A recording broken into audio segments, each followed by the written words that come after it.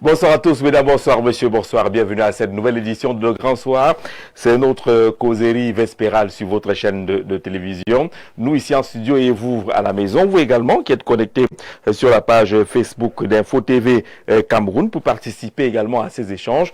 Vous envoyez vos messages, vos contributions et puis ensemble, on fait cette émission qui va interroger justement la crise post-électorale. Est-ce qu'on devrait considérer qu'elle est désormais derrière nous? Est-ce qu'on doit déjà tourner la page pour passer à autre chose au moment où, au sein du RDPC, ça se bouscule dans le cadre de l'élection des présidents des conseils régionaux. Dans certaines régions, c'est pratiquement la campagne. Les candidats se prononcent avec des affiches et autres pour accéder à ce fauteuil de président du conseil régional. Ailleurs, ça dort un peu et on dit que les consignes vont venir peut-être de Yaoundé pour le choix des responsables des conseils régionaux. Mais également, la plupart des partis politiques préparent déjà les prochaines élections locales, les municipales et les législatives. On avait par exemple sur ce plateau un responsable d'un parti hier qui lançait pratiquement un appel à candidature. Ceux qui ont besoin d'investitures et autres, vous rapprochez de ces formations politiques-là pour avoir ces investitures. Mais doit-on considérer que la crise dite post-électorale est désormais derrière nous? Est-ce qu'on a fait le service après-vente de cette situation traversée par notre pays ou qu'est en train de traverser notre pays? On le verra avec nos invités qui commencent à s'installer. C'est pas évident aujourd'hui, mais je crois que tous vont nous retrouver. Déjà installé le révérend Emmanuel Mpako, il est bien évidemment pasteur, comme vous l'avez entendu, il est aussi syndicaliste. Bonsoir révérend et bienvenue. Bonsoir Jean-Jacques.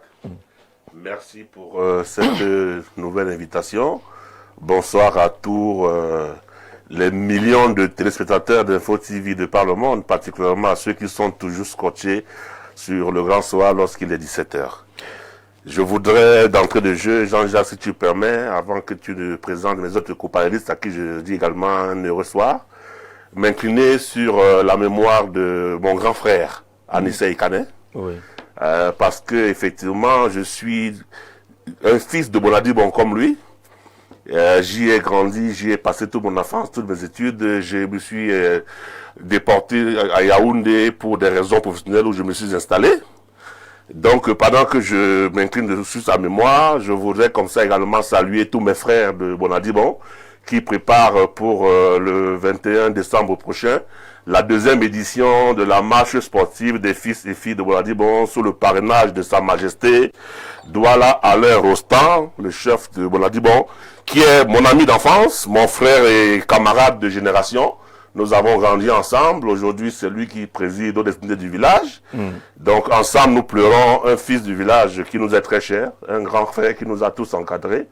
Et je lui tire un grand chapeau aujourd'hui pour tout ce qu'il a eu comme prise de position sur la vie sociopolitique du Cameroun. On pensait que c'était un combat qui méritait d'être mené.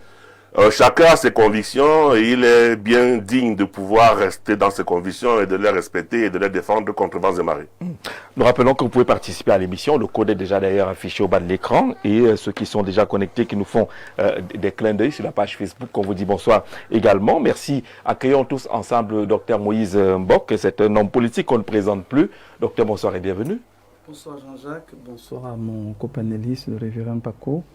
Bonsoir à nos millions, j'ai envie de dire milliards de téléspectateurs parce qu'aujourd'hui, les vues ne sont plus vues uniques. Vous savez que sur la toile, on voit aujourd'hui, on voit demain, on voit après-demain et parfois c'est différentes personnes qui voient, qui regardent et qui nous suivent. Nous saluons tous les Camerounais, tous les Africains et naturellement tous les citoyens du monde en espérant que chacun se porte bien. Surtout, petit conseil pour la route, c'est la fin de l'année, prudence, prudence, prudence. Merci d'être là, docteur. Ça fait 2 pasteurs, même si ce n'est pas forcément sur ces casquettes que vous êtes invité ce soir. Je vais vous faire découvrir la une d'un journal en attendant que les autres invités s'installent. La une d'un journal, il s'appelle Miel Info.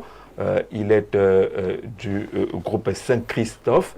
Et la une choisie par Miel Info aujourd'hui, que sont-ils devenus?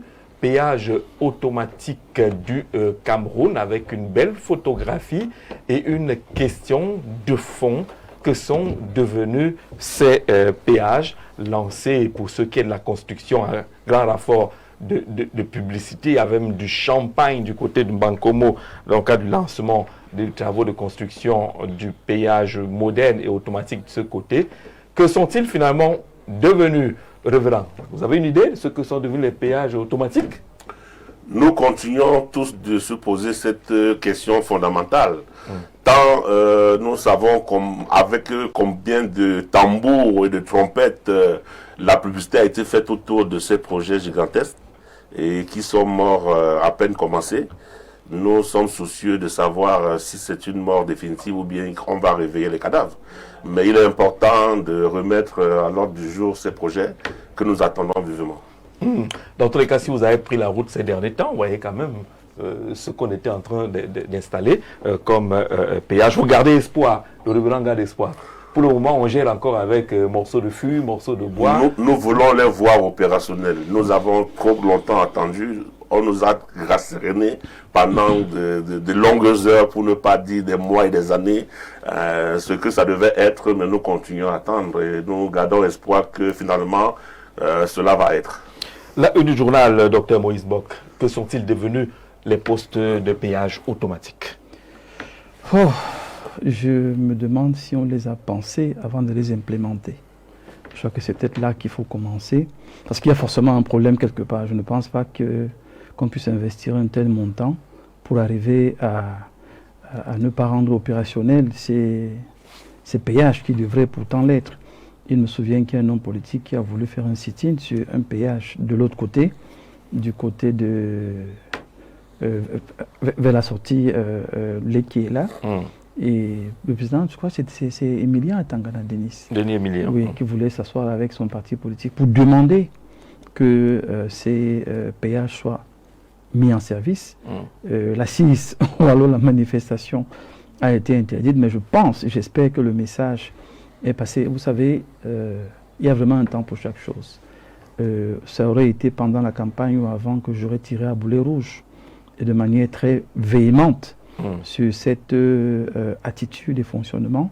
Mais aujourd'hui, nous sommes contraints, nous sommes même tenus par le discours de la main tendue et les joutes électorales qui sont désormais derrière nous, ce qui fait donc qu'on ne peut Sauf que le péage appartient à notre quotidien. Nous prenons la route tous les jours et nous vivons le même spectacle de ces péages antiques que le Cameroun a encore, alors que les voisins, même les sous-côtés, ont quand même des péages de qualité. Aujourd'hui, on ne peut que suggérer, on ne peut que souhaiter, on ne peut que espérer que les 30 milliards qu'on est en train de remettre à ceux qui auraient construit va permettre que non seulement la main soit reprise, mais qu'une meilleure gestion soit adossée à ces péages. C'est dommage parce que parfois, quand on crie, quand on secoue le cocotier, les gens, au lieu de regarder la lune qu'on leur montre, regardent plutôt les doigts qui attirent l'attention sur le problème. À ce stade du fonctionnement de la nation, il n'y a plus ni RDPC, ni un autre parti politique. Il y a une gouvernance qui doit assumer tous les Camerounais et tout ce que ça comporte comme gestion du quotidien, crise, attente, besoin, demande. Et si aujourd'hui nous parlons donc comme citoyens, comme hommes politiques, comme acteurs de la société civile, comme hommes des médias, observateurs, nous ne pouvons que dire attention, il n'y a pas que nous. Nous sommes dans une planète où le monde entier nous regarde de la même manière que nous regardons le monde entier. Je sors avec la situation du Bénin. Il vous souvient qu'à l'instant où le coup a essayé de se mettre en place, le monde entier était déjà informé de ce qui se passe. C'est ça, en fait, la réalité. Quand il pleut et qu'il y a des inondations à Washington, le monde entier le sait, parce qu'il y en a aussi là-bas. Quand il pleut, il y a des inondations à l'avenue Kennedy, le monde entier est au courant. Donc, que nos gouvernants n'aient pas l'impression qu'il n'y a que nous qui voyageons en interne, qui voyons les tonneaux là. Il y a des gens qui viennent au Cameroun, qui font des vidéos sur les péages, sur les logements, sur les points touristiques et qui les diffusent en Mondovision. Ayons un peu honte. Docteur Stéphane Zanga, bonsoir et bienvenue. Bonsoir Jean-Jacques. Vous êtes politologue, c'est un plaisir de vous avoir ce soir. Merci, je suis honoré par votre invitation. Bonsoir à mes copanélistes, bonsoir aux millions de téléspectateurs de votre magnifique chaîne. Alors vous arrivez quand on évoque justement cette question soulevée par notre confrère de Miel Info qui interroge les péages routiers automatiques. Tous ceux qui prennent les différents axes routiers se posent pratiquement la même question. Quelle peut être la réponse? Que s'est-il passé? Pourquoi sommes-nous encore à cette étape de péage antique?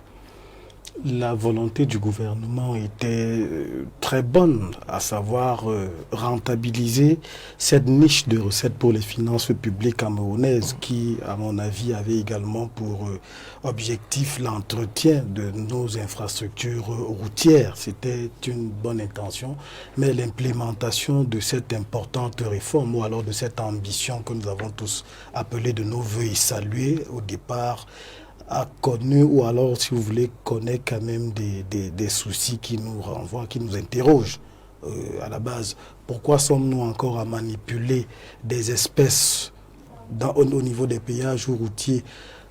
Pourquoi ceux qui sont même appelés à manipuler ces espèces-là, quelquefois, ne sont pas connus de l'administration des transports, du ministère des Transports?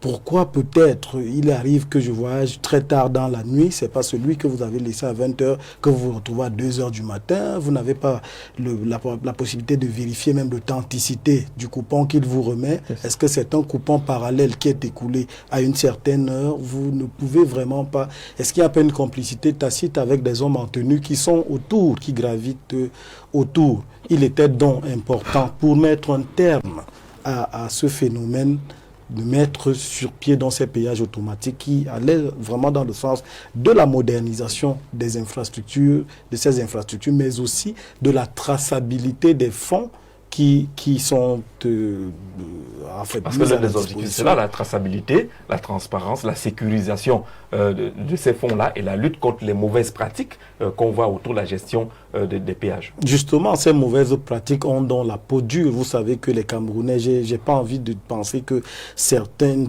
Camerounais souhaitent que cette opacité prospère et que nous éloignons davantage. J'ai des amis dans l'administration fiscale qui ne sont pas très à l'aise avec les réformes de l'ancien directeur général des impôts qui a milité pour l'informatisation de cette opération, à savoir limiter les contacts entre usagers et même ces actions de corruption. Donc il arrive quelquefois que des actions comme celle-là qui font mal à ceux qui sont des entrepreneurs et même des praticiens au quotidien et qui vivent même quelquefois de la corruption soit plombé, peut-être pas au plus bas niveau parce que nous évoquons la petite corruption, mais il y a également la grande corruption où des réformes ambitieuses comme celle-là sont bloquées par des institutionnels d'un très haut niveau parce que c'est pas seulement celui qui prélève au niveau de l'usager, quelquefois ils deviennent des reverseurs au plus haut niveau. Donc c'est toute cette chaîne-là qui est à décrier.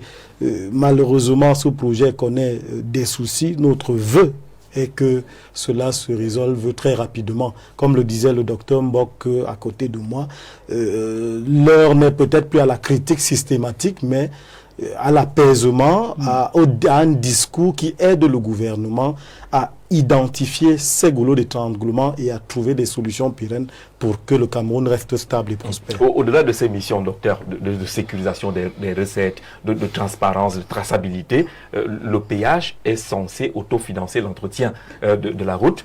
Mais les endroits les plus critiquables et critiques, c'est là où il y a les postes de péage. Justement, je voulais à la suite du politologue simplement rappeler qu'on ne réinvente pas la roue ou le fil à couper du beurre. Vous n'avez qu'à voir, par exemple, en France, comment le groupe 26 gère les routes. C'est une organisation qui est tellement simple. Parfois, nous, en Afrique, on veut faire comme si on veut recréer des choses. Et vous allez voir que tout ce que le politologue a dit est vrai. Il y a une organisation qui est très bien élaborée pour entretenir la corruption. Et quand vous allez le dire comme ça, ils se fâchent. Ils disent non, ce n'est pas ça, mais ils ne font pas autre chose pour montrer qu'ils ne sont pas dans la dynamique du faux. Il faut donc aujourd'hui qu'on comprenne que les routes, c'est comme les aéroports. Ici au Nigeria, c'est des privés qui gèrent l'aéroport, ce n'est pas l'État. C'est des privés et ils sont défiés, je vous assure. Au niveau des toilettes, c'est des privés qui gèrent. Au niveau du grand hall, c'est un privé qui gère. Au niveau du tarmac, c'est un privé qui gère. Et il a un cahier de charges. Ce qui fait que l'aéroport a toujours un niveau parce qu'il y a la concurrence. Si vous déconnez, on vous met de côté. Oui. C'est la même chose en France avec 26 qui a même connu pendant 5 ans une suppression de son contrat parce que les routes avaient des trous. Ils sont revenus et ils ont repris la gestion. Il est question des péages, de construire les routes, d'assurer certaines entrées dans les caisses de l'État, mais c'est eux qui ont la responsabilité de veiller que les routes se portent bien. Quand ailleurs, on a de bonnes routes, bien entretenues, on a des péages Et c'est ce que le Burkina Faso a fait à côté de nous. Ils ont simplement copié ce qui se fait ailleurs. Et ils ont implémenté. Il faut à un moment donné qu'au Cameroun, on comprenne que nous sommes quand même dans même copier, vous dites. Même copier, voilà. Vous échouez. Parce que même quand on copie seulement, on colle. C'est qu'on n'a pas demandé de copier, de corriger avant de coller. Non. Qui copie simplement, qui colle, et le reste, ça va suivre. Alors, ça ne suit pratiquement pas. Lorsqu'on parle de péage au Cameroun, c'est en termes de résiliation d'un contrat PPP avec Tolcam. Tolcam qui revendique ses 30 milliards et il va bénéficier de ces 30 milliards. Entre-temps, il n'y a pas de péage opérationnel jusqu'à présent, encore que certains, même à vue d'œil, sont assez ridicules. Pour le Cameroun, à peine 2 voies, lorsque les autres en sont à 8, pratiquement, on a ce qu'on a sur l'axe lourd. Chebeybe, bonsoir et bienvenue. Merci Jean-Jacques, bonsoir. Bonsoir également au panel. Bonsoir à vos millions de téléspectateurs. Alors vous êtes le commissaire général à la communication du parti Jouvence. Tout à fait. Commissaire général. Commissaire général à la communication du parti Jouvence. C'est nouveau ça, on est habitué au secrétaire, au Sénacom, au Selcom. Bon, en réalité, c'est juste l'appellation, c'est juste le titre qui change, mais dans le fond, ça reste la même chose que Selcom, Sénacom et tout le reste. D'accord, merci et toutes nos salutations au président, le guide Jouvence Valère Bessala. Nous parlons d'entrée de jeu des postes de péage automatiques modernes, informatisés, qui est annoncé au Cameroun et qui sont pratiquement à l'abandon aujourd'hui. Un confrère interrogeait ce que sont devenus ces postes de péage. Ce que sont devenus, c'est ce qu'on voit. Et si vous prenez la route, vous voyez ce qui est là.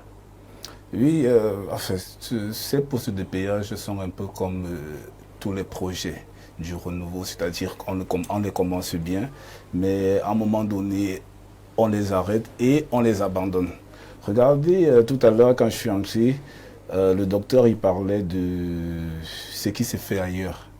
Prenez simplement, parce que ce n'est pas nous qui avons inventé le concept de poste de péage, prenez simplement ce qui se passe ailleurs, dans les pays un peu plus développés, et même dans les pays voisins, parce qu'ils ont essayé de copier ce qui se passait ailleurs et de simplement l'implémenter. Au Cameroun, tout nous dépasse, tout nous dépasse.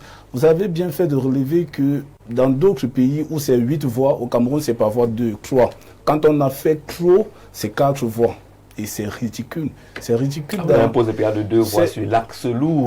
Voilà, donc, le trafic est immense. Vous comprenez qu'en réalité, on ne veut même pas résoudre le véritable problème. On ne veut pas résoudre le problème. On a juste fait parce qu'il fallait certainement que certaines personnes bénéficient de ces contrats juteux. Donc on a mis ces postes de péage sur pied, mais aujourd'hui, force est de constater que ces postes de péage sont à l'abandon. J'ai même suivi un collègue d'un parti d'opposition dire qu'il allait faire un sitting pour demander à ce que ces postes de péage soient effectifs. Vous voyez un peu. Donc, en réalité, c'est dommage que le Cameroun soit toujours en train de montrer le mauvais visage, d'être toujours à l'arrière, c'est véritablement dommage. Et ça prouve que, une fois de plus, ce que nous pensons de ce régime, c'est qu'il est à bout de souffle. Il ne peut plus, parce que simplement copier. Si vous n'arrivez pas à copier, vous êtes un très mauvais élève. On ne vous demande pas d'inventer, parce qu'inventer, c'est toute une autre affaire. On vous demande simplement de copier et de venir implémenter tel que vous avez vu. Mais si vous n'arrivez même pas à le faire, ça veut dire que vous ne servez à rien. Si vous avez, par exemple, dans une salle de classe, un élève à qui vous donnez un exercice, n'est-ce pas, de mathématiques par exemple, et vous lui demandez simplement de reproduire ce que vous avez mis au tableau et qui n'arrive pas, vous comprenez que celui-là, il n'a même pas la tête à l'école et qu'il devrait passer à autre chose. C'est simplement donc ce qu'on demande également à ce régime, c'est de passer à autre chose, de laisser les Camerounais en paix. Ben vous avez loupé l'occasion de le faire, le 12 octobre. Vous n'avez pas réussi à éjecter, à enlever ce régime. On a essayé, mais toujours est-il que... et puis de toutes les façons, on va entrer dans le vif du sujet tout à l'heure. On a essayé, les Camerounais se sont mobilisés et malheureusement, le régime a toujours usé des mêmes artifices pour se maintenir au pouvoir. Ils usent les mêmes artifices, vous venez avec les mêmes méthodes et vous échouez au même endroit.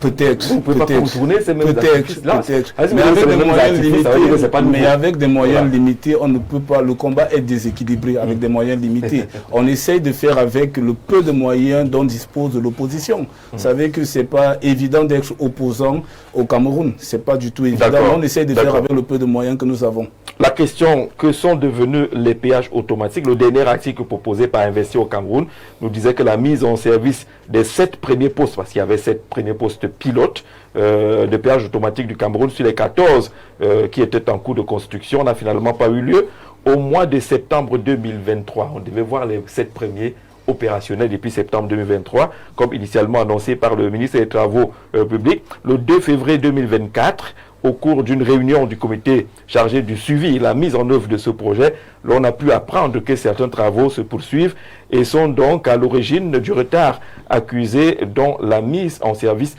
des 7 premiers postes. C'est ce qu'on a déclaré en février 2024. Je rappelle qu'on est en fin d'année 2025. Il s'agit notamment des travaux de sécurisation, des emprises du projet d'aménagement, des espaces marchands, de mise en place de l'interface entre l'entreprise chargée de la gestion des péages et le gouvernement, lequel interface, c'est après qu'on réfléchissait sur l'interface, lequel interface permet l'échange des informations sur le trafic, est également en cours d'installation, disait-on, il y a plus d'1 an. Le dispositif permettant le paiement des frais de péage via le mobile.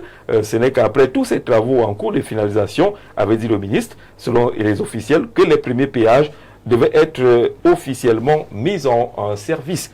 Je rappelle que la dernière réunion relayée par Investir, c'est février 2024, et qui disait que certains étaient en cours. Alors, les 14 péages automatiques sont construits sur les postes les plus pourvoyeurs de recettes. Actuellement, le projet qui coûtera, l'estimation de cette époque-là, 42 milliards de francs CFA a été confié à Tolcam, qui gérera ces infrastructures pendant 20 ans. C'est ce contrat qui a été résilié finalement. Cette période est repartie en 2 années pour l'exécution des travaux dont le décompte a commencé le 10 juin 2022 et 18 années pour l'exploitation de ces ouvrages. Voilà un peu le point. Maintenant qu'on accueille Sa Majesté Patrick Kondondo. Bonsoir, Majesté, bienvenue. Bonsoir, monsieur le... j'ai toujours l'habitude de vous appeler directeur général. Ça a été dans une vie antérieure. Non, je l'appelle DG. Voilà, donc excusez-moi. Non, je l'appelle DG. Ok, directeur général de Capital FM. Voilà. C'est comme d'actualité là. Tout à fait. Et là, c'est l'actualité. C'est ça, et merci de m'avoir invité. Au moment où je prends la parole, je voudrais féliciter un peuple proche, n'est-ce pas, du peuple Toupouri, le peuple Massa, qui aujourd'hui, à la 20e journée de l'édition de l'UNESCO sur le patrimoine mondial, a vu, n'est-ce pas, une de leur culture, en principe proche de la culture Toupouri, le Gouna Massa, qui n'est pas la même chose que chez les Toupouri, mais qui a été élu par l'UNESCO comme faisant partie du patrimoine immatériel de l'humanité. Et effectivement, les Toupouri qui ont lancé effectivement leur dossier depuis, attendent aussi, n'est-ce pas, que le moment venu, l'UNESCO déclare également que le Gourna Toupouri et beaucoup d'autres éléments entrent dans le patrimoine immatériel mondial. Et c'est une très grande victoire pour ce peuple. Et c'est pour cela que je voulais, n'est-ce pas, les en féliciter, avec à leur tête le ministre Ounouna Fossou, qui a beaucoup travaillé pour ça. Donc c'est ce que je voulais dire dès l'entame de mon propos. Et vous arrivez pendant qu'on parle des péages. Oui, juste 1 ou 2 messages pour que vous soyez pleinement dans le bain. Bonsoir Jean-Jacques. Vraiment, votre mise en bouche me fend le cœur. En Côte d'Ivoire, lorsque tu payes ton ticket de péage, tu es heureux car la route est bonne. Les deniers sont peut-être détournés, mais ça sert à l'entretien véritable des routes et c'est un plaisir d'y circuler. Avons-nous besoin d'une entreprise privée pour les péages? Polytechnique nous sert finalement à quoi? Mon cœur saigne, nous sommes maudits, point d'interrogation. Nous devons seulement aller chez les Makuma. Vincent de Paul, depuis le 225, c'est la Côte d'Ivoire qui dit qu'il est en pleurs.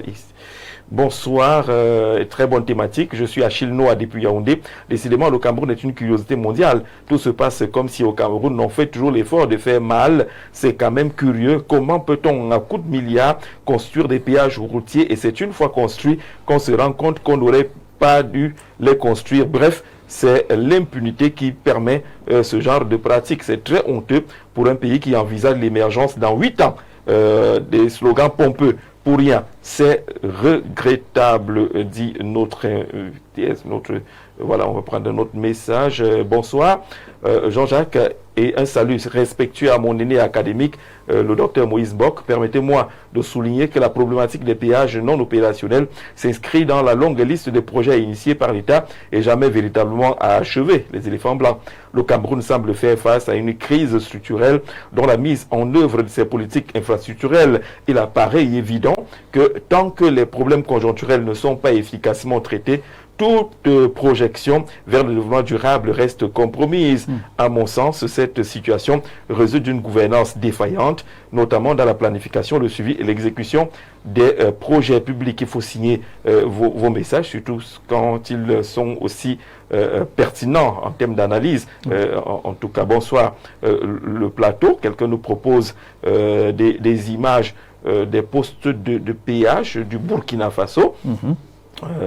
Voilà, bonsoir, le plateau, Frédéric François Kaboré, depuis le Burkina. Et quand on dit Kaboré, le plus de 226, ça veut dire que vous êtes burkinabé et vous nous proposez ce qui est fait chez vous en termes de péage. Bonsoir, bravo à Mbok. En vous suivant presque tous les soirs, j'avais l'impression que les médias camerounais, que j'adore car j'ai beaucoup d'amis de ce pays et qui ne savent que le monde vous écoute, qui ne savent pas que le monde vous écoute en vous regardant. Hier, vous avez parlé de la durée en fonction des ministres. Je vous ai dit que tout le monde était responsable car c'est au vu des rapports des services que le président de la République reconduit ou non un collaborateur, que les responsables des services, gouverneurs, préfets et autres fassent correctement leur boulot. Amara, depuis Abidjan, l'Afrique de l'Ouest, a décidé de beaucoup contribuer ce soir. Jean-Jacques, notre pays est un gros souci. Les gens sont devenus trop riches en détournant l'argent du pays et l'argent détourné rend bête. Et en tout cas, et l'on perd le sens humain. Merci Jean, vous avez signé votre message. Bonsoir tous les panélistes. Triste affaire avec les péages, n'en parlons plus. Avec les pesages, 2 ans qu'on a livré celui de Bidou par Kribi. Jusqu'à présent, il n'est pas encore en service. L'édifice se dégrade déjà. Ça fait mal. Bonne émission depuis Kribi. On vous salue là-bas. Majesté, que sont devenus, que deviennent les postes de péage automatiques? Non, je crois que j'ai suivi la même information que vous. Il y a de cela deux semaines, j'entendais que ces différents postes de péage qui ont été créés ont été rachetés par le ministère des Finances. Et j'ai trouvé que c'était une très bonne acquisition, c'était un très bon point pour le ministère des Finances de racheter pour le compte des Camerounais ces différents postes de péage qui ont été créés. De même que le ministère des Finances, le même ministère des Finances avait acheté des actions à la Société Générale des banques au Cameroun, devenant ainsi, n'est-ce pas, nationalisant pratiquement cette banque. Je crois que c'est de bons points faits, n'est-ce pas, par le ministère des Finances. Bon, maintenant, la valeur, est-ce que la valeur de ces différents péages est une valeur effectivement réelle ou une valeur qui tient compte du fait que ces postes de péage avaient été fabriqués, montés, construits par des financiers, des partenaires de l'État, donc pas des privés.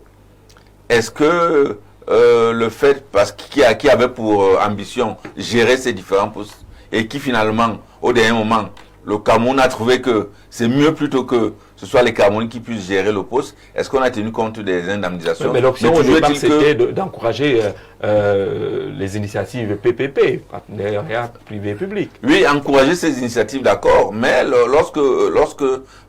quand l'État camerounais se rend compte qu'il peut avoir un plus, que ça entre dans le patrimoine du Cameroun, je crois que de donner l'argent aux étrangers, je crois que c'est mieux que ce soit les Camerounais, que ce soit les Camerounais, que ça entre dans les caisses du Cameroun pour qu'on puisse, n'est-ce pas, faire, n'est-ce pas, des choses pour les Camerounais. De ce côté, moi, je ne transige pas, je vous le dis clairement. Il n'avait pas vu ça au départ. Alors, c'est ça. Peut-être qu'il y avait beaucoup de choses. Il manquait non seulement cette option de technicité, parce qu'en réalité, il y a également la technicité. Il y avait la question est la politique. il y avait un non, les politiques a certainement d'autres ambitions. Je crois que ce qui était essentiel, c'était de privatiser les postes qui peuvent donner beaucoup plus, n'est-ce pas, d'argent à l'État pour que l'État s'occupe des problèmes camerounais. Et je crois que quand c'est comme ça, il faut toujours aider l'État du Cameroun à s'occuper des problèmes camerounais. Donc pour moi, je crois que c'est une bonne chose que l'État ait acquis, n'est-ce pas, ces postes de péage pour travailler, n'est-ce pas, pour le bien du Cameroun. D'accord. Juste un ou deux mots là-dessus. Je suis obligé de parler parce que ça me gratte de partout ce que j'entends là. Je n'ai jamais vu au monde où le ministère des Finances gère un péage. Nulle part, ça n'existe au monde. Mais bon, c'est une option camerounaise, ça peut encore arriver. Moi, je pense qu'il faudrait aujourd'hui, et je l'ai dit d'entrée avant que Majesté n'arrive, nous sommes aujourd'hui tous devenus Camerounais dans la dynamique de construire. Et dans cette dynamique, nous souhaitons avoir une gouvernance qui écoute les autres, qui intègre le point de vue des autres et qui permettra cette fois-ci au moins de faire des choses de manière différente. Vous avez l'administration centrale qui est le premier pan, qui est censé réfléchir, penser, organiser, monter des projets si vous voulez. Mais il faut intégrer les partenaires privés nationaux. Parce que quand j'entends du compte dans l'agence étrangère, ça m'embête. Vous avez des privés au Cameroun qui peuvent gérer ces péages. Vous avez des économistes dans le secteur privé qui ont une renommée, qui servent même à toute l'Afrique centrale, mais pas chez nous. On ne les utilise pas. Nous avons des entreprises privées qui peuvent construire ces péages. Qu'est-ce que c'est ça, les péages-là? C'est pas comme si c'était on construit la Tour Eiffel. C'est des choses qu'on peut faire chez nous. Même la gestion de ces péages et des routes, nous avons toutes les entreprises au Cameroun aujourd'hui qui peuvent permettre que les Camerounais puissent bénéficier du meilleur des services et des produits. Je souhaite pour sortir que Majesté et par extension, le RDPC et toute la gouvernance intègrent bien. Que nous sommes dans un pays où nous pensons quand même minimalement avoir le droit de pouvoir proposer des choses, de pouvoir suggérer des choses. Nous ne souhaitons pas repartir dans ce nouveau septennat avec cet esprit qui donne l'impression que c'est nous qui décidons de tout et vous autres observez et taisez-vous. C'est une supplication que je fais ici à Mondovision. Le secteur privé camerounais veut être impliqué dans les affaires et la gestion de la nation. Ouais, s'il n'y a pas des malhonnêtes dedans, parce qu'on connaît les Camerounais, nous tous on se connaît. Vous savez qu'il y a beaucoup de malhonnêtes parmi vous. Donc, je dis donc qu'il faut que désormais, parce que le Cameroun a effectivement changé, il faut désormais éviter, je le dis à Mondovision comme lui le dit, il faut éviter de confier les finances camerounaises, n'est-ce pas, à des malhonnêtes. Que vous soyez homme d'affaires, que vous soyez... vous voulez pas qu'on le fasse? Que vous soyez membre de l'étranger.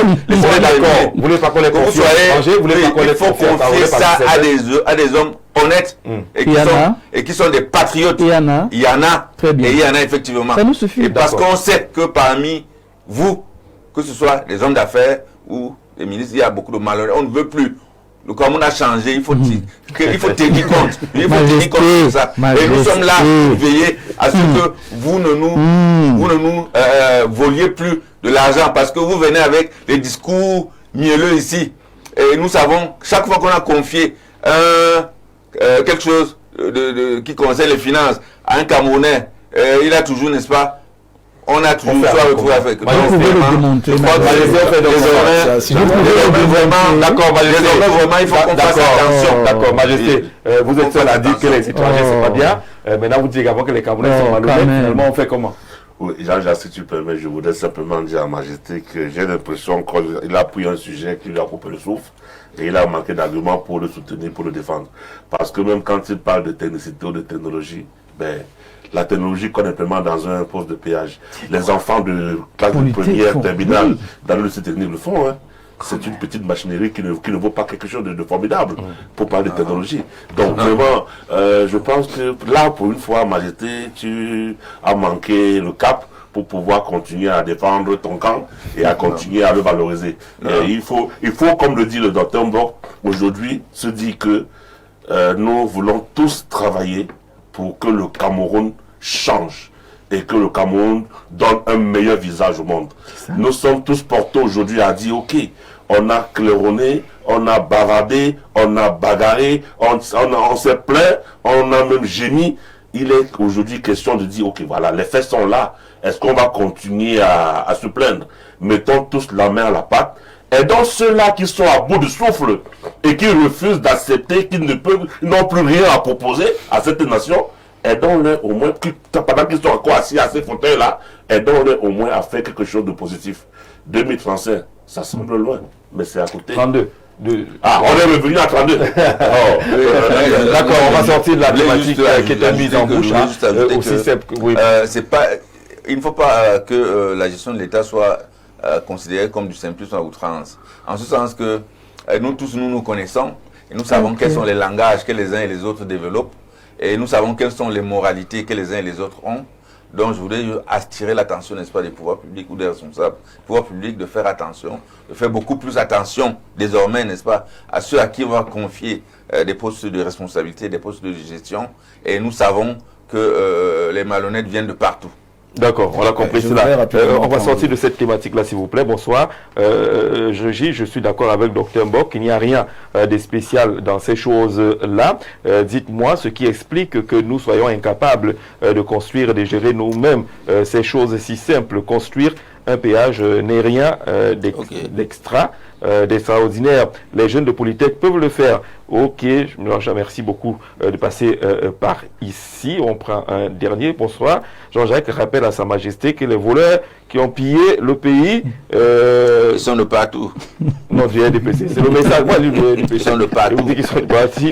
C'est Zibi. Ils sont de partout. C'est Zibi. La Majesté dit qu'ils sont de partout. Est-ce que les autres ont eu la chance de gérer? Les opposants. Est-ce qu'ils ont eu la chance de gérer les marchés qui n'exécutent pas. Davido. Les opposants. Davido de Boya. Vous voulez qu'on ouvre le chapitre là? On y arrivera. Davido de Boya. Une très bonne thématique. J'ai très mal de voir qu'il y a des petits projets qui marchent partout ailleurs, sauf chez nous.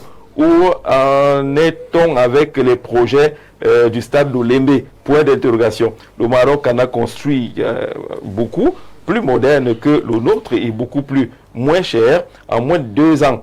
Où en est-on avec l'autoroute? J'ai comme l'impression qu'on nous a seulement maudit. Les autres disent que c'est comme si on a traversé les remèdes au Cameroun. Monsieur Chougem, s'il ne lit pas votre message, j'aurai des problèmes. Que monsieur Ondondon du RDPC sache que les finances du Cameroun sont déjà et depuis longtemps confiées aux mafieux pour la grande majorité. Pour preuve, nos péages routiers sont en déliquescence. Merci, j'ai lu votre message, monsieur Chougem, qui est syndicaliste. Monsieur, on prend juste une gorgée d'eau. Et puis on parle justement de cette crise de post-électorale. Doit-on considérer qu'elle est définitivement derrière nous? Doit-on passer à autre chose? Elle tire sa source à plus de 120 mètres dans les profondeurs du Niès. Une roche connue pour ses vertus purificatrices qui font d'elle un filtre naturel pour l'eau minérale, source Bonis.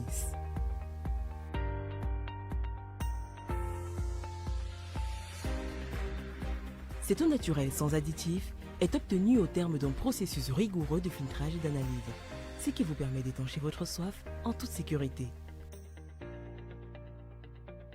Buvez l'eau minérale Bonis, buvez la vie.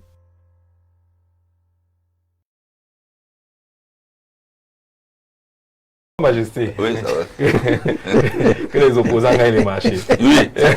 Ah bon. Donc, ils sont là. Donc, ils font ami alors. Voilà. Ils gagnent les marchés. Ils gagnent les marchés. Ils détournent aussi, ils ne réalisent pas, ils réalisent mal. Ils réalisent mal. Ils ne réalisent même pas certains. D'accord, la question. D'autres sont même devenus candidats à la présidence, ont fui le Cameroun, alors qu'ils ont bouffé l'argent de l'État. Majesté. Crise post-électorale, doit-on déjà tourner la page? La question, on vous la pose. Docteur Zanga, vous d'abord. Est-ce que c'est terminé? On doit passer à autre chose?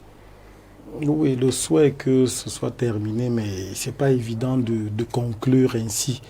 Parce que certains éléments militent encore pour, peut-être pas la pérennisation, mais la latence de cette crise. Certains éléments donnent il y a une sorte de calme apparent qui pourrait donner l'impression que la crise est derrière nous.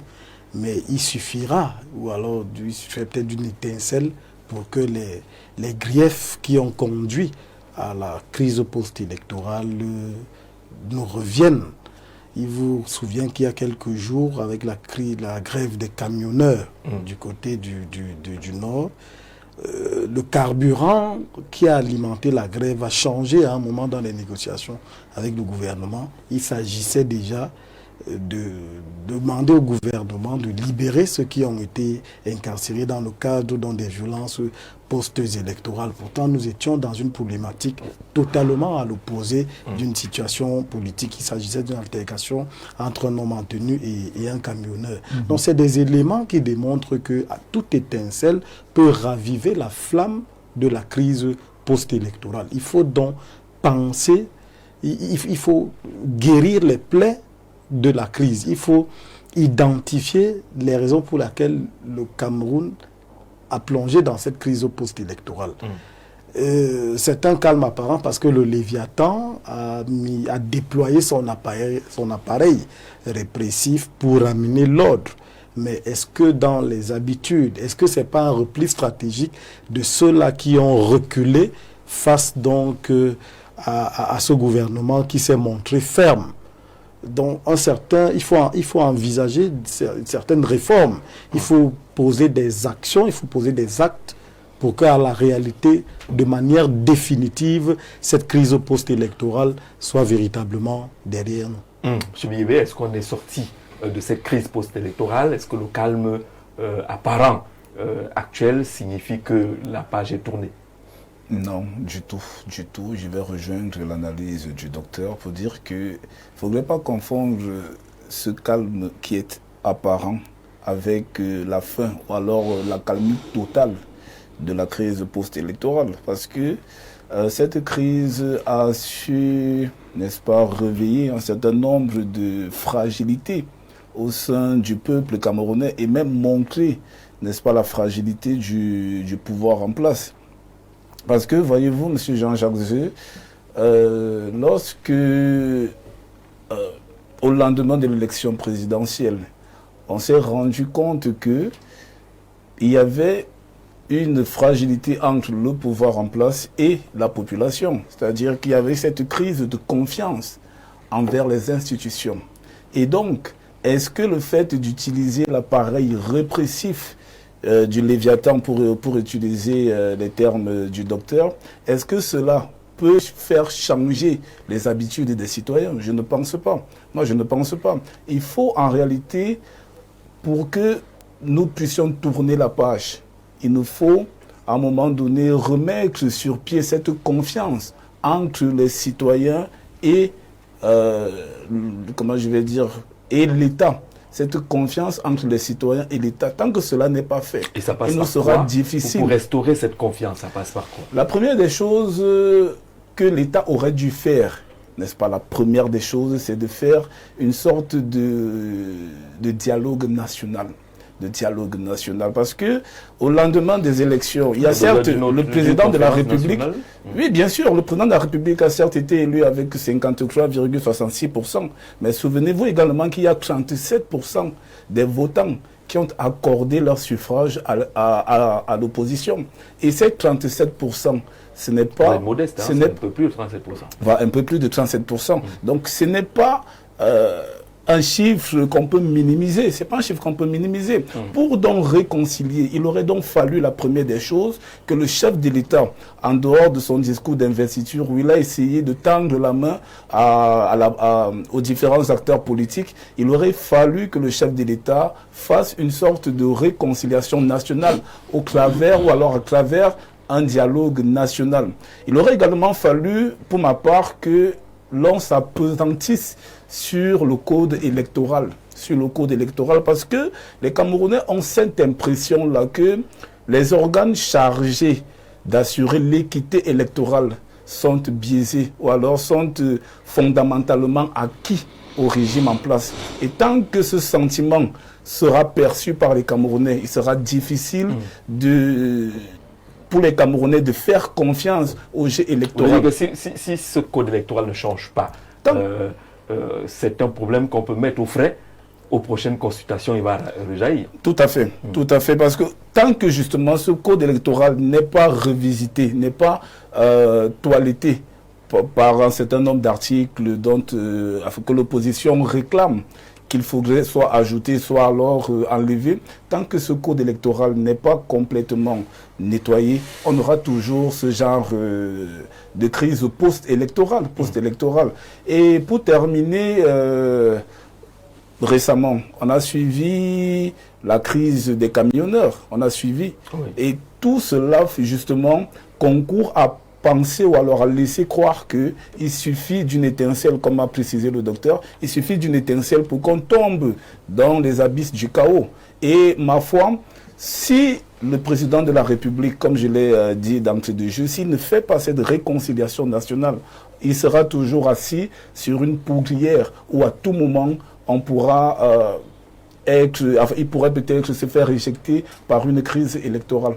Dans tous les cas, on sait qu'il a parlé d'une union sacrée lors de son discours d'investiture, et vous vous attendez des réalisations concrètes qui pourraient aller vers, on va le dire, vers l'apaisement social, vers l'apaisement social de façon plus profonde que ce qu'on voit aujourd'hui. Révérend, est-ce que c'est terminé? On peut déjà aller au marché, on peut se balader, tout va pour le mieux, c'est fini pour la crise post-électorale?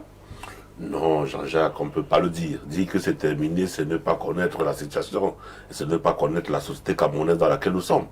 Le Cameroun aujourd'hui est comme une marmite qui est au feu et qui est en train de bouillir.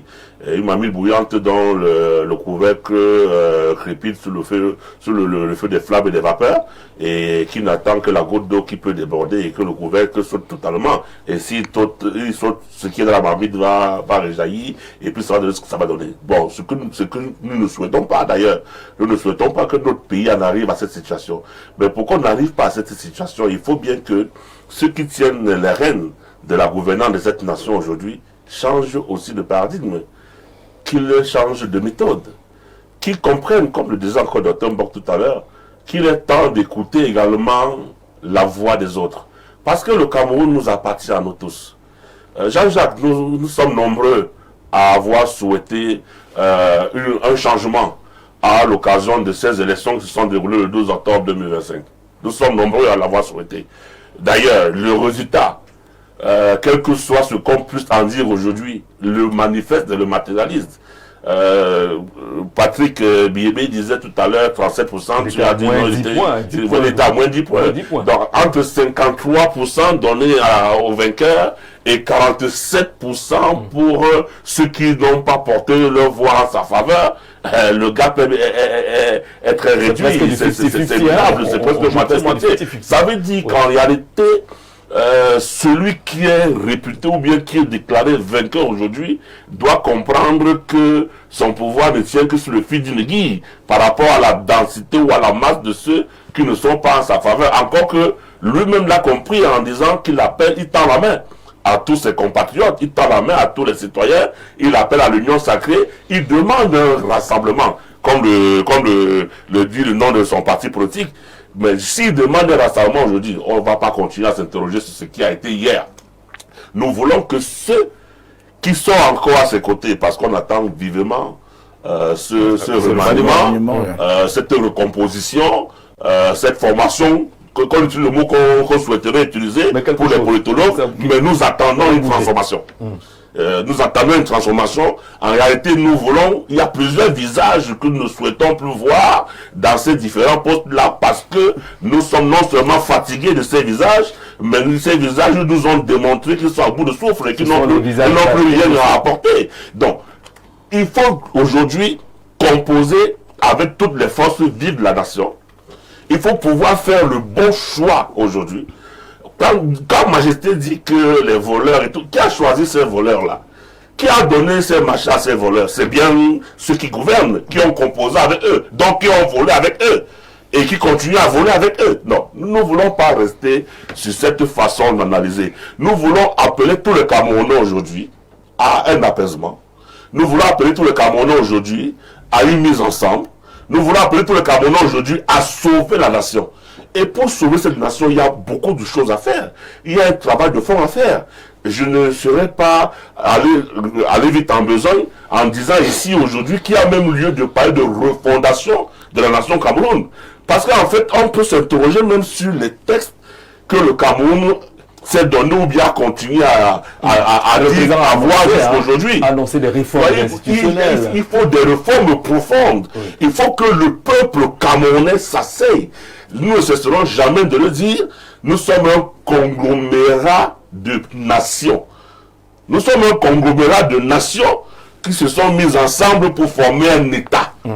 Mais il faut bien qu'on puisse mettre ces gens ensemble pour qu'ils discutent et qu'ils disent comment est-ce qu'ils veulent que leur État soit organisé et comment est-ce qu'ils entendent vivre ensemble. Donc vous êtes en train de dire qu'actuellement on a sous la cendre le feu.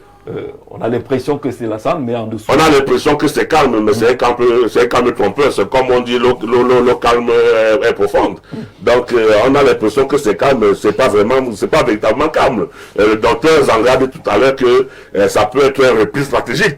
Pour ceux qu'on croit qu'ils ont plié les chines ou bien qu'ils ont baissé par rapport face à la force de l'État ou du gouvernement qui a, pour certains hauts dirigeants, a qualifié les citoyens de condiments. On est encore de condiments qui sont prêts à aller au Bourg-Est. Ce genre de langage également, on doit l'arrêter. On doit changer ça. On ne peut pas considérer le peuple d'une nation, d'un État comme le nôtre, comme étant des condiments à mettre au Mounès. Qui est le Mounès et qui est condiment? Donc, vous voulez dire qu'à l'heure actuelle, on n'est pas encore à la cicatrisation, les plaies sont encore ouvertes. Et qu'on ce serait se tromper de parler d'une crise achevée et qu'on devrait tourner la page. Majesté, quelle est votre lecture de la situation actuelle concernant la crise post-électorale, l'après-élection? Est-ce que le fait de se déplacer aujourd'hui, que tout semble bien se passer, pourrait indiquer que le parti, les votes préparent déjà les municipales, législatives et même l'élection des présidents des conseils régionaux, que c'est fini, la présidentielle, la page est tournée? Je crois qu'il faut savoir tourner la page quand c'est nécessaire. Je crois que dans une démocratie, pour qu'il y ait une démocratie, il faut qu'il y ait des démocrates. Et j'ai l'impression que beaucoup de Camerounais sont loin d'être des démocrates. Sont loin d'être des démocrates. Dès lors qu'ils ont été régulièrement battus à une élection, ils pensent effectivement que tant que, après les avoir battus, je ne sais pas s'il faut encore discuter avec eux. Pourtant, le président a tendu la main. Pourtant, le président a ouvert, n'est-ce pas, les possibilités, n'est-ce pas, de l'union sacrée, de rassemblement, de regroupement, n'est-ce pas, autour de ce projet du Cameroun, parce qu'en réalité, ce qui est important, c'est le Cameroun. Mais il faut surtout enseigner à nous tous, en commençant effectivement à nous tous, en commençant par les partis politiques d'opposition, n'est-ce pas, d'être fair play. Quand vous avez perdu l'élection, il faut accepter que vous avez perdu l'élection, selon les règles qui ont été les règles de cette élection. Et que ce soit parce que dans les pays où la démocratie a déjà mis beaucoup de temps, là-bas, les gens ont effectivement appris à être aussi démocrates. Les gens ont appris à être démocrates, à accepter que ce soit les victoires ou bien, n'est-ce pas, les défaites. Ici en Afrique, le problème se pose avec une plus grande acuité, et c'est le lieu effectivement d'appeler les responsables des partis politiques de faire beaucoup de formation politique, d'abord beaucoup plus aux militants et aux adhérents. C'est ça qui peut effectivement aider à comprendre que lorsqu'on va à une élection, on a deux possibilités, ou on gagne ou on perd. Et si on gagne, c'est une bonne chose. Si on perd, on va se préparer pour la prochaine fois. La défaite, il se préparer. Magistrat en train de dire qu'il faut savoir tourner la page. Il faut devenir de véritables démocrates. C'est ce que vous retenez comme lecture de la crise post-électorale, que les gens ne savent pas accepter la défaite. Il faut devenir de vrais démocrates, parce que beaucoup ne sont pas démocratiques. Beaucoup pensent qu'ils peuvent violer la conscience des Camerounais ou l'opinion publique. Non, vous ne pouvez pas en plein jour, c'est-à-dire forcer des victoires qui n'ont pas été acquises, forcer, n'est-ce pas, des comportements, ou passer le temps à intimider, n'est-ce pas, les populations camerounaises. Vous êtes les faux démocrates.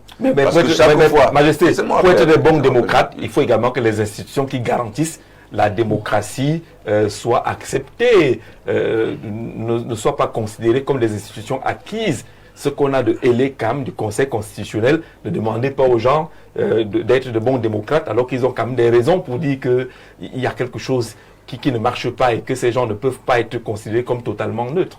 Ils n'ont pas des raisons. Ce sont des raisons que vous fabriquez. Ils n'ont pas des raisons parce que une institution comme l'ECAM, où le Conseil constitutionnel a été fait en tenant compte de la multiplicité politique. Une institution comme l'ECAM a été fait. Elle se manifeste comment cette multiplicité politique au niveau de l'ECAM? Au niveau de l'ECAM, au niveau de l'ECAM, on ne reflète pas la multiplicité politique. Au niveau de l'ECAM, on dit de l'inscription sur les listes électorales jusqu'au verdict des urnes. Tout le monde est impliqué.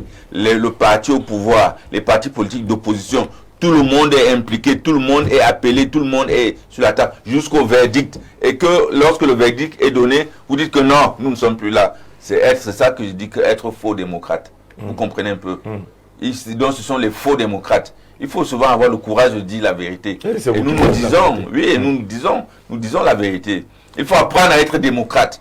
Tant que vous n'allez pas, n'est-ce pas, apprendre à être démocrate, vous allez toujours, n'est-ce pas, fabriquer des crises. Vous allez toujours manipuler, n'est-ce pas, l'opinion. Vous allez toujours monter l'opinion pour que, à chaque fois qu'il y a une élection, tant que vous n'avez pas été satisfait, il faut absolument qu'il y ait une crise. Non, on ne peut pas, le monde ne vit pas comme ça. Le monde, il faut savoir tourner la page. Au moment où nous entraînons, où nous entamons les législatives, et les municipales qui doivent bientôt venir avec une redéfinition, n'est-ce pas, des cartes électorales, parce que c'est beaucoup plus important. Au moment où il faut renouveler, n'est-ce pas, la classe politique, il faut donner, n'est-ce pas, la possibilité à toutes les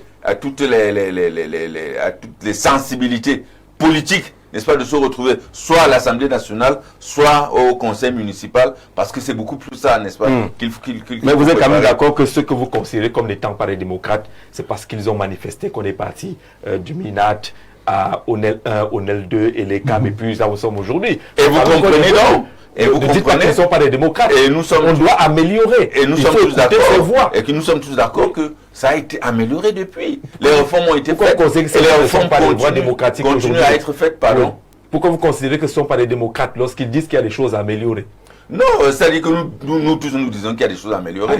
Et encore que vous savez que nous avons jusqu'ici, c'était nous qui avions eu le pouvoir législatif. Mais chaque fois que les demandes ont été faites par l'opinion, lorsqu'il fallait améliorer, c'est nous qui avons amélioré, ce n'est pas eux. Mais on reconnaît qu'ils ont demandé. Mais c'est nous, on était libres de le faire ou de ne pas le faire. Mais nous l'avons fait. Vous, le pouvoir? Non, le pouvoir législatif. Ah, d'accord. Le pouvoir législatif, c'est pas le pouvoir législatif. Et nous l'avons fait. Depuis l'ouverture de la démocratie, depuis la réouverture de la démocratie, vous comprenez un peu.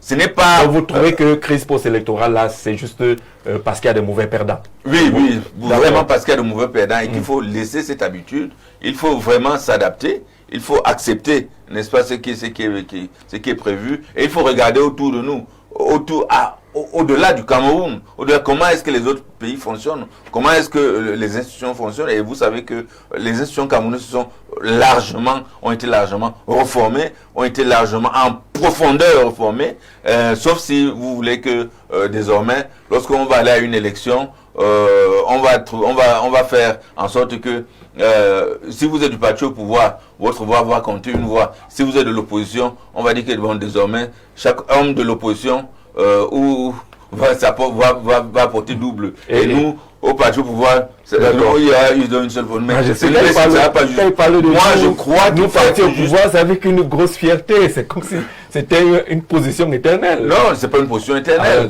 C'est pas une position éternelle. Et les choses sont en train, n'est-ce pas, de changer chaque jour. Parole à quelqu'un d'autre, Dr Moïse Bock, sur cette question d'entrée déjà. Crise post-électorale, doit-on déjà tourner la page?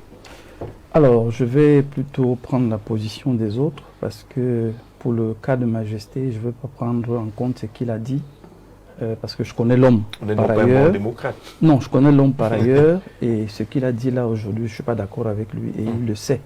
Je sais qu'il a également la capacité d'être un bon pédagogue et non juste sortir le bâton quand ça lui fait plaisir. Je m'arrête à ce que le chef du RDPC a dit. Il a rappelé que je vous ai entendu, je vous ai suivi, j'ai entendu les griefs, parce que justement, une élection qu'elle soit locale ou présidentielle, c'est un moment de bilan. Et quand le moment du bilan arrive, un ensemble de griefs remonte sur la table. Et les griefs qui sont remontés, mes co-panélistes l'ont dit, la question du tribalisme, la question de la corruption, la question du développement, la question de la santé, de la sécurité, tout a été mis sur la table et c'est là qu'il faut saluer les 11 qui étaient en face des seuls démocrates apparemment. J'apprends aujourd'hui qu'il n'y a que le RDPC qui est démocrate. Bon, moi je ne savais pas. Je l'apprends aujourd'hui. Donc les 11 qui apprennent la démocratie ont participé à amener les Camerounais à bien entendre et à bien comprendre que peu importe la nature de ces problèmes, il y a un moyen de les résoudre. Ça, il faudrait être malhonnête pour ne pas reconnaître que l'opposition a apaisé les Camerounais. Quand j'entends ce que j'entends, moi ça me fait de la peine, parce que je me dis quand même que entre ce que leur chef a dit qu'il aimerait être retenu comme celui qui a apporté la démocratie, et que j'entends quelqu'un de sa maison dire qu'il n'y a pas la démocratie, ça fait quand même bizarre. Mais bon, on continue. Alors on arrive à une échéance, et à cette échéance, chacun a le droit de dire je suis d'accord ou je ne suis plus d'accord avec cette façon d'être et de faire. Ce qui a été donc exprimé, ce qui a été dit. Maintenant, avec des fortunes diverses, certains ont connu ce qu'on a connu et des problèmes qu'on a connus sont arrivés. Mais, posons-nous de bonnes questions. Pourquoi on vient en politique? Parce que si la question n'est même pas posée, on ne va pas venir parler de démocrate ou pas. Nous venons en politique pour le bien de notre nation. Nous venons en politique parce que nous estimons que nous avons quelque chose à apporter qui rendra le pays meilleur. Maintenant que nous venons en politique, qui est la première phase, il y a donc tous les éléments que nous connaissons, que ce soit les conseillers municipaux, la mairie, les députations, jusqu'à l'élection présidentielle. Chacun estime qu'il peut apporter sa pierre à l'édifice. Je vais rappeler, j'ouvre une parenthèse rapide et je vais la refermer. Le seul ennemi du Cameroun, c'est la difficulté du peuple. Le RDPC n'est pas l'ennemi de l'opposition, c'est un adversaire. Et il faut que eux de ce côté, qu'ils le retiennent très bien. L'opposition n'est pas l'ennemi du RDPC. L'opposition est l'adversaire. L'adversaire dans une dynamique simple. Eux comme nous voulons le bien du Cameroun. Ils n'aiment pas le Cameroun plus que nous autres. Il faut qu'ils enlèvent ça de leur tête. Nous tous, nous aimons le Cameroun avec la même force, avec la même énergie, à la seule différence que ils sont aux affaires, les autres ne sont pas aux affaires. Donc ils peuvent donner l'impression qu'ils aiment plus, ils aiment mieux. Mais s'ils nous considèrent simplement comme des adversaires dans une dynamique de construction, ils vont intégrer ce que nous proposons. La crise donc est arrivée parce qu'il y a eu une rupture de confiance. La crise est arrivée parce qu'il y a eu un problème de communication, de dialogue, d'échange. Et dans ce problème de communication, les gens ont été embastillés, les gens ont eu des problèmes qu'ils ont eus. Moi, je salue aujourd'hui, il faut le reconnaître, la main tendue dans l'effectivité. Parce que certaines personnes dans le nord, par exemple, jusqu'à l'ouest, ont été libérées. Il faut le reconnaître. Le professeur Abayoun a été libéré, il faut le reconnaître. On déplore la mort, et le révérend tout à l'heure le disait, de Anissé Ekane, on le déplore. On n'aurait pas souhaité que ça arrive dans ces conditions. Mais vous voyez qu'il y a tellement d'ingrédients pour parler de la crise post-électorale qu'il faudrait aujourd'hui que tous les gens du RDPC s'arriment rapidement au discours du chef de l'État qui est la main tendue dans leur façon de parler sur des plateaux de télévision, dans leur attitude sur le chemin, dans leur façon de regarder l'autre Camerounais qui n'est pas d'accord avec eux, parce que ce n'est pas leur ennemi, c'est leur adversaire pour le bien des Camerounais. Quand donc on continue, le but est que, étant dans la politique pour le bien du Cameroun, comment, la deuxième question va donc être, comment est-ce que je gère les problèmes quand ils arrivent? Et c'est là que, moi je veux appeler un cadre de dialogue national pour la gestion des questions politiques de manière spécifique. Il aurait quelle forme ce cadre de dialogue national? On prend simplement les 11 qui ont compétit, plus le chef de l'État, ça fait 12. Ils n'ont pas forcément besoin d'être là eux-mêmes, mais c'est les principaux acteurs qui ont fait l'élection. Donc c'est eux qui ont porté l'assentiment des Camerounais, le point de vue des Camerounais, et le dialogue va donc être simple. Voilà ce qui s'est passé. Comment est-ce qu'on peut le résoudre? On pose le problème de route. Parce que Jean-Jacques Rousseau, d'un Jean-Jacques à l'autre, Jean-Jacques Rousseau mettait beaucoup d'accent sur le dialogue social. Et dans le dialogue social, moi c'est le troisième élément qui m'a toujours intéressé, celui qui est de la volonté générale. Pour que la volonté générale s'exprime dans une nation comme le Cameroun, vous prenez les acteurs qui ont porté les voix des Camerounais. 1% par-ci, 2% par-ci, 3% par-là, 35% par-là-bas. Ce sont ces acteurs-là qui échangent et qui maintenant vont communiquer avec la population. Mais vous croyez que les Camerounais qui vont voir les 12 assis sur la même table ne vont pas se sentir apaisés? Il n'y a pas mieux que ça. Où les gens peuvent s'asseoir et se dire, voilà ce que nous portions comme message, voilà ce que nous proposons comme réforme. Parce que quand le chef dit qu'il faut qu'il y ait des réformes, c'est une bonne chose. Mais est-ce que ça va encore être des réformes du RDPC ou des réformes nationales? Il faut qu'il y ait que le caractère national revienne sur la table. Et pour ça, Mme Toumarou Ndiamou, elle a dit, c'est pas moi qui le crée, elle a proposé que les 12 se rencontrent. C'était une très bonne idée, avant même l'élection. Maintenant qu'il y a une crise, comment est-ce qu'on gère la crise? C'est qu'il faut qu'on intègre les griefs des Camerounais. Deuxièmement, qu'on se mette quand même dans une dynamique d'apaisement, dans le dialogue, dans le discours et dans la façon de faire. Et que, troisièmement, il y ait une sorte de rendu dans la communication. Le chef a fait sa communication, c'est vrai, mais tant que quelqu'un de l'opposition, de manière consensuelle, n'a pas communiqué sur le fait de tournons la page, évoluons, il y aura toujours un sentiment de malaise. Et là, je rejoins parfaitement le révérend sur les discours de... et bon, disons quand même que ça diminue, reconnaissons que ça diminue, le Moulinex a baissé un peu, reconnaissons ça. Parce que c'est des demandes que nous lui avons faites aussi. Parce que nous avons eu le bonheur de lui dire, mais écoutez, Excellence, ce type de langage-là, ça n'est pas dans ce cadre, il a changé. Reconnaissons, ce qui est bien fait, on le reconnaît. Ce qui n'est pas bien fait, on continue de le décrier jusqu'à ce que ça change. La crise n'est pas encore passée, mais elle est en train de passer.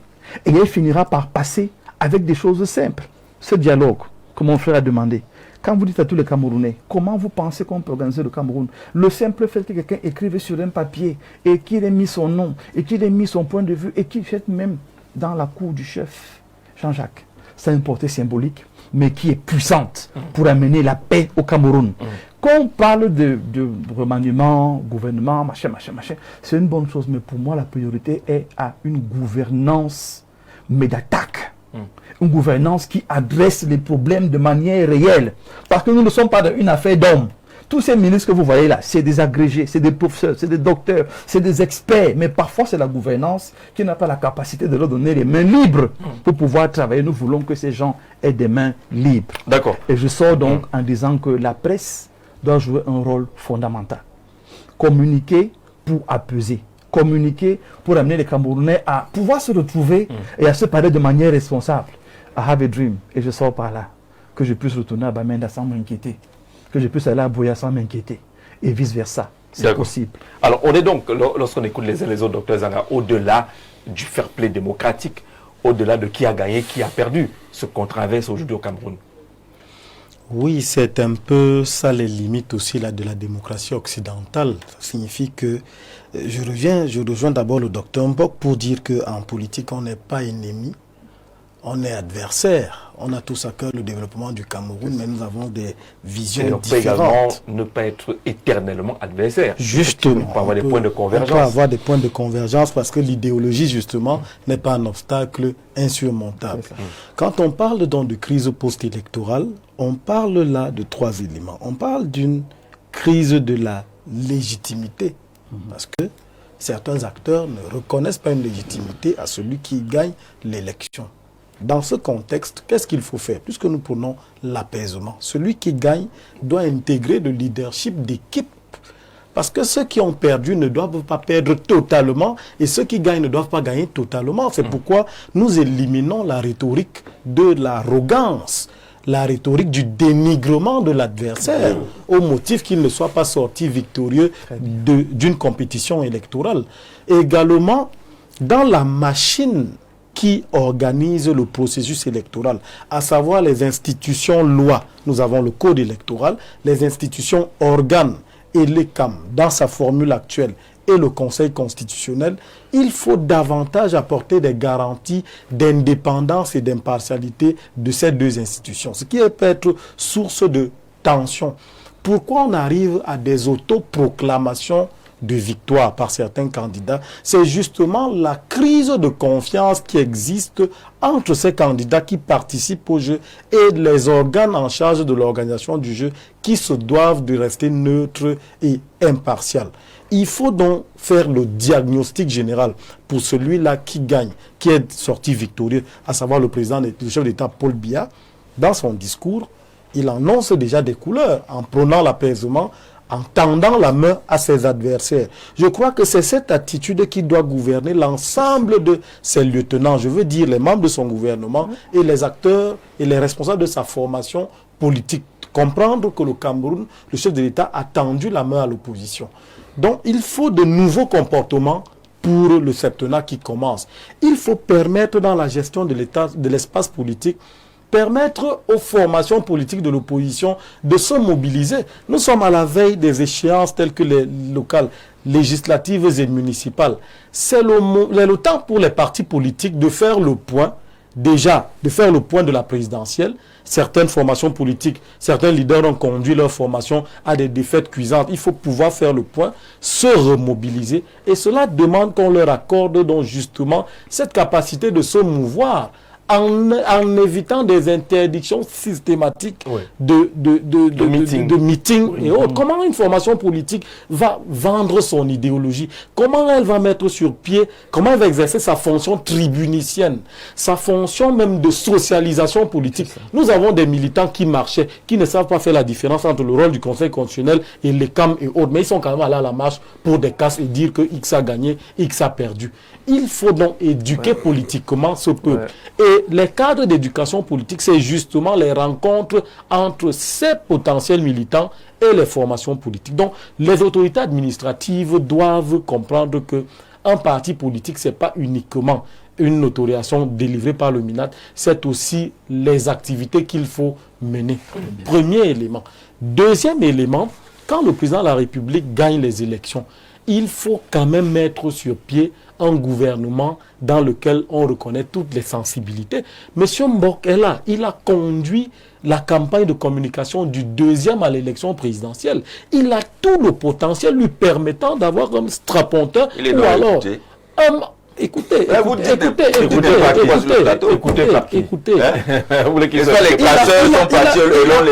le potentiel qui permet que dans la logique d'apaisement, je voudrais signaler que il n'est pas, quand on conduit une équipe de campagne, il y a certes la tête, mais plusieurs ont voté dans les 35% parce qu'ils se sont reconnus dans le discours de M. Mbok qui portait la communication du leader.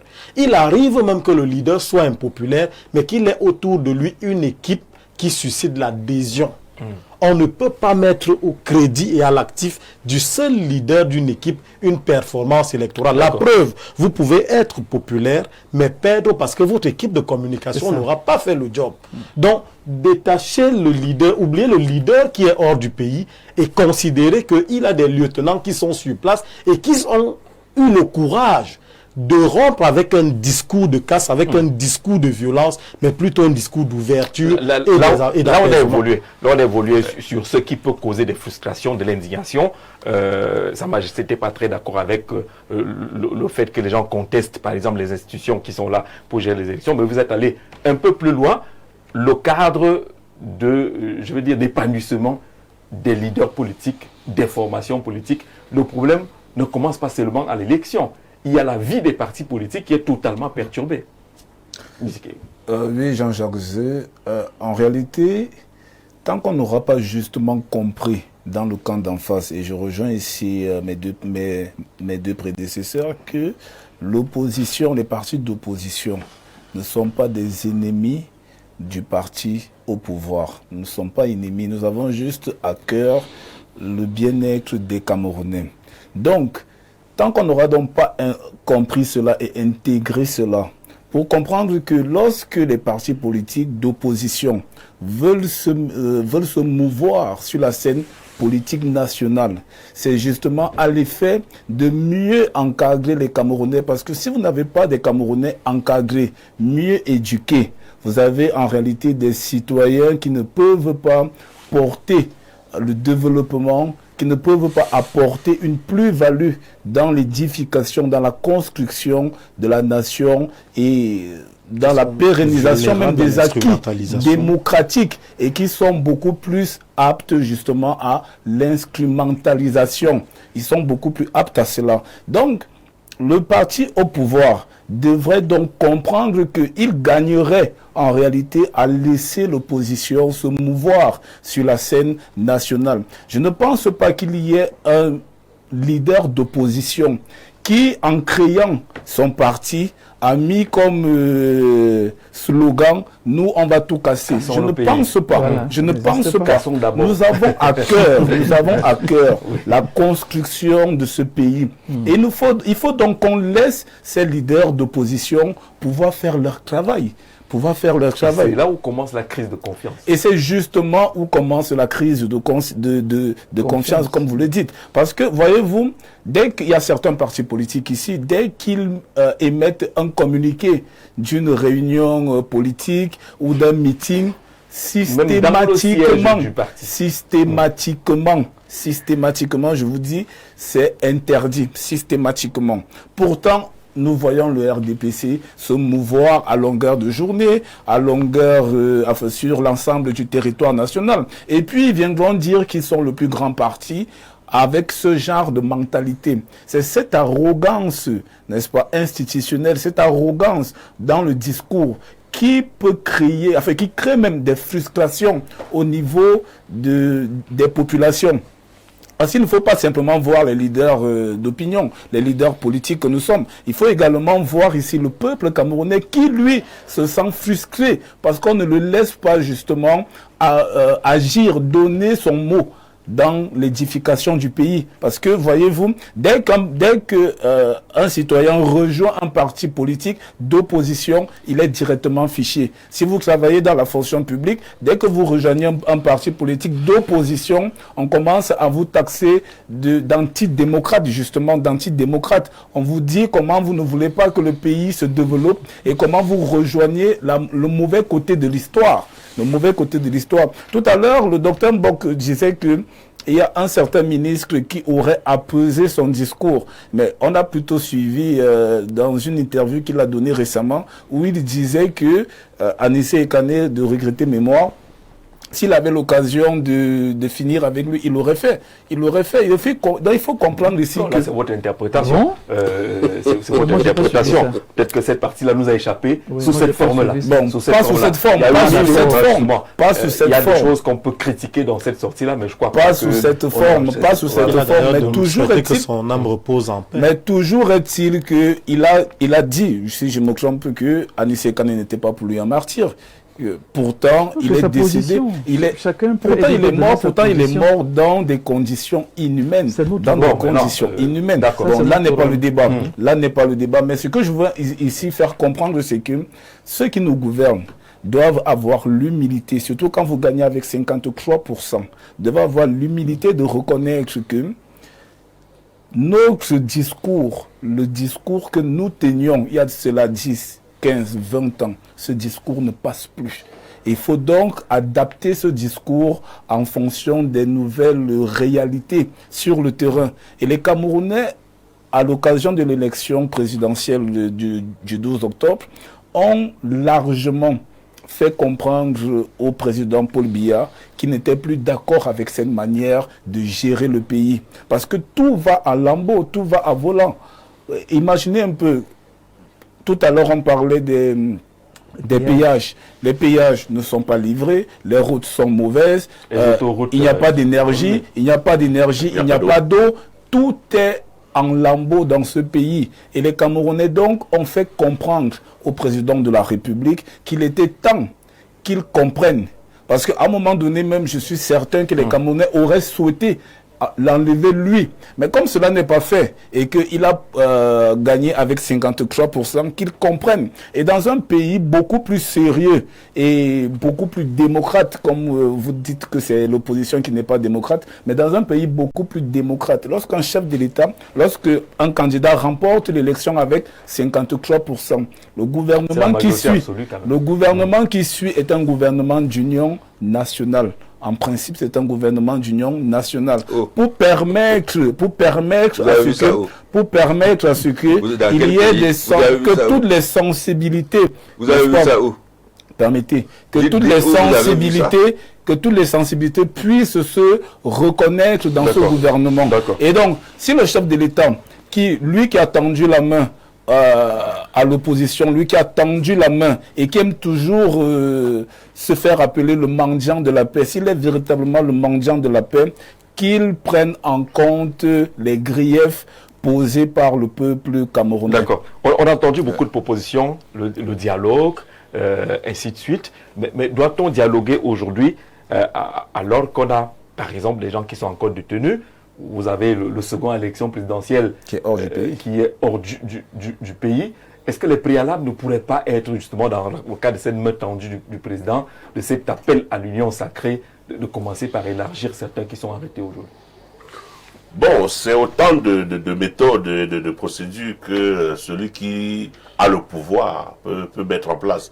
Mais il y a lieu de reconsidérer la façon dont on a conduit le pays jusqu'ici. 43 ans de règne, c'est quand même beaucoup. Et en 43 ans, l'eau a coulé sur le pont, il s'est passé beaucoup de choses. Aujourd'hui, le message des Camerounais est clair. Même le résultat de l'élection clarifie davantage le message et les attentes des Camerounais. Donc, celui qui préside aux destinées du Cameroun doit en tenir compte. Et il doit utiliser toutes les méthodes possibles pour apaiser, pour rassembler, pour mettre ensemble. Et mettre ensemble ne peut pas se faire sans écoute. Il faut écouter les autres. Il faut arrêter de croire qu'il n'y a que nous qui pensons et les autres écoutent. Il faut arrêter de croire que nous sommes les seuls intelligents de la République et que les autres sont notre marchepied. J'ai envie de dire que mon frère et ami, Majesté Odondon, aujourd'hui est un mauvais communicant du NDPC. Parce qu'il n'a pas compris qu'il faut changer de langage. Il n'a pas compris qu'il faut suivre la main tendue de son leader. Il faut suivre cette main tendue. Il faut appeler les autres au dialogue. Il faut appeler les autres au paquet pour dire ok, venons ensemble, discutons, dialoguons et voyons ce qu'on peut faire ensemble. Parce qu'il y a des idées que nous avons eues, que nous n'avons pas pu implémenter. Ça ne veut pas dire que les autres n'en ont pas. Et peut-être en refusant de les écouter, on n'a pas vu la lumière qu'ils avaient et qu'on pouvait utiliser. Parce que tout ceci doit concourir à la nation camerounaise que nous voulons belle, forte, splendide et debout. Nous voulons que ce pays se lève avec tout le potentiel qu'il a. Et c'est encore possible et il est même temps qu'il se lève. Le dialogue, l'écoute, Majesté, l'accusation est là, on dit que votre parti n'écoute pas, il y a un peu de non, notre parti écoute très bien, et il faut le dire, nous avons commencé la parole du rassemblement depuis dès le lendemain, n'est-ce pas, quand le président a gagné, mais c'est parce que nous avons été confrontés. De manière concrète, il y a eu quoi? De manière concrète, de manière concrète, nous avons une ligne de conduite. Le président, quand il a ouvert, n'est-ce pas, quand il a demandé à l'union sacrée, ça c'est le discours que nous faisons et c'est le discours que je fais. Mais les opposants, vous qui êtes sur la table, acceptez que je vous critique, ne vous en offusquez pas. Et quand je dis que vous n'êtes pas des démocrates, c'est parce que dès qu'on vous critique, vous commencez à parler d'arrogance, vous commencez à parler de langage. Pourquoi? Parce que vous n'êtes pas prêts, n'est-ce pas, pour la critique. Alors que nous acceptons les critiques, nous acceptons même les insultes. Vous voulez que nous soyons les seuls à accepter les insultes. Mais dès lors qu'on vous dit que ce que vous faites là, ce n'est pas bien, ça devient, n'est-ce pas, un feu. Non, c'est pour cela qu'il dit que vous n'êtes pas des démocrates. Apprenez à être démocrate. Oui, apprenez à être démocrate. Acceptez que... Comment on est démocrate alors qu'on ne peut pas manifester, on ne peut pas organiser un meeting, une réunion politique. Non. On n'a pas accès aux médias d'État. Acceptez à être comme démocrate. Tout le monde. C'est-à-dire que accepter à être démocrate, c'est-à-dire que accepter à respecter les lois du Cameroun. Dès lors que vous mettez constamment en marge, tout à l'heure vous avez évoqué le fait qu'il y a un parti politique qui n'arrive même pas à se réunir dans son siège. Alors que nous savons tous que... Pas un seul. oui, nous savons que c'est pour être en marge, n'est-ce pas, de la loi. Comment vous savez? Pourquoi voulez-vous que nous, on accepte ce qui va être en marge de la loi? Pourquoi voulez-vous que le sous-préfet qui a toutes les informations, lorsqu'il y a une assise, accepte que vous piétinez la loi et qu'on ne doit rien vous dire? Parce que c'est la démocratie, vous devez absolument piétiner la loi. On dit non. C'est pour cela que vous avez l'impression que c'est des partis des voyous qui ne sont pas responsables. Non, pas du tout, ne dites pas ça. Puisque de façon systématique. Ne dites pas ça. Ne dites pas ça. Dès lors que le sous-préfet a un certain nombre d'informations qui font que le désordre peut s'ingérer quelque part, même contre nous. Combien de fois le sous-préfet a annulé, n'est-ce pas, les réunions du RDPC? Tant que le sous-préfet avait l'information que ici, il peut y avoir problème, le sous-préfet annule. Donc le sous-préfet doit annuler pour tout le monde. Y compris pour le RDPC. Il convoque son assemblée générale. Attendez, nous ne faisons pas le langage de la duplicité. Oui. Quel que soit le parti, en commençant par le RDPC. J'ai dit un parti, dès lors que vous convoquez une réunion et qui a menace à l'ordre public, le sous-préfet a le droit, effectivement, d'arrêter. Et ça se fait dans le RDPC, ça doit aussi se faire dans l'opposition. Chaque fois, et nous félicitons les autorités administratives qui sont vigilantes, qui ne permettent pas que, n'est-ce pas, le désordre s'installe par, n'est-ce pas, par certains opposants. Et c'est pour cela que nous sommes d'accord. Nous sommes d'accord avec le langage. Laissez-moi terminer. Jusqu'à présent, la mobilisation d'un parti politique qui a eu plus de dégâts sur le RDPC, à Bengbis. Oui. Jusqu'à présent. Oui. Là, ça, c'est vous qui le dites.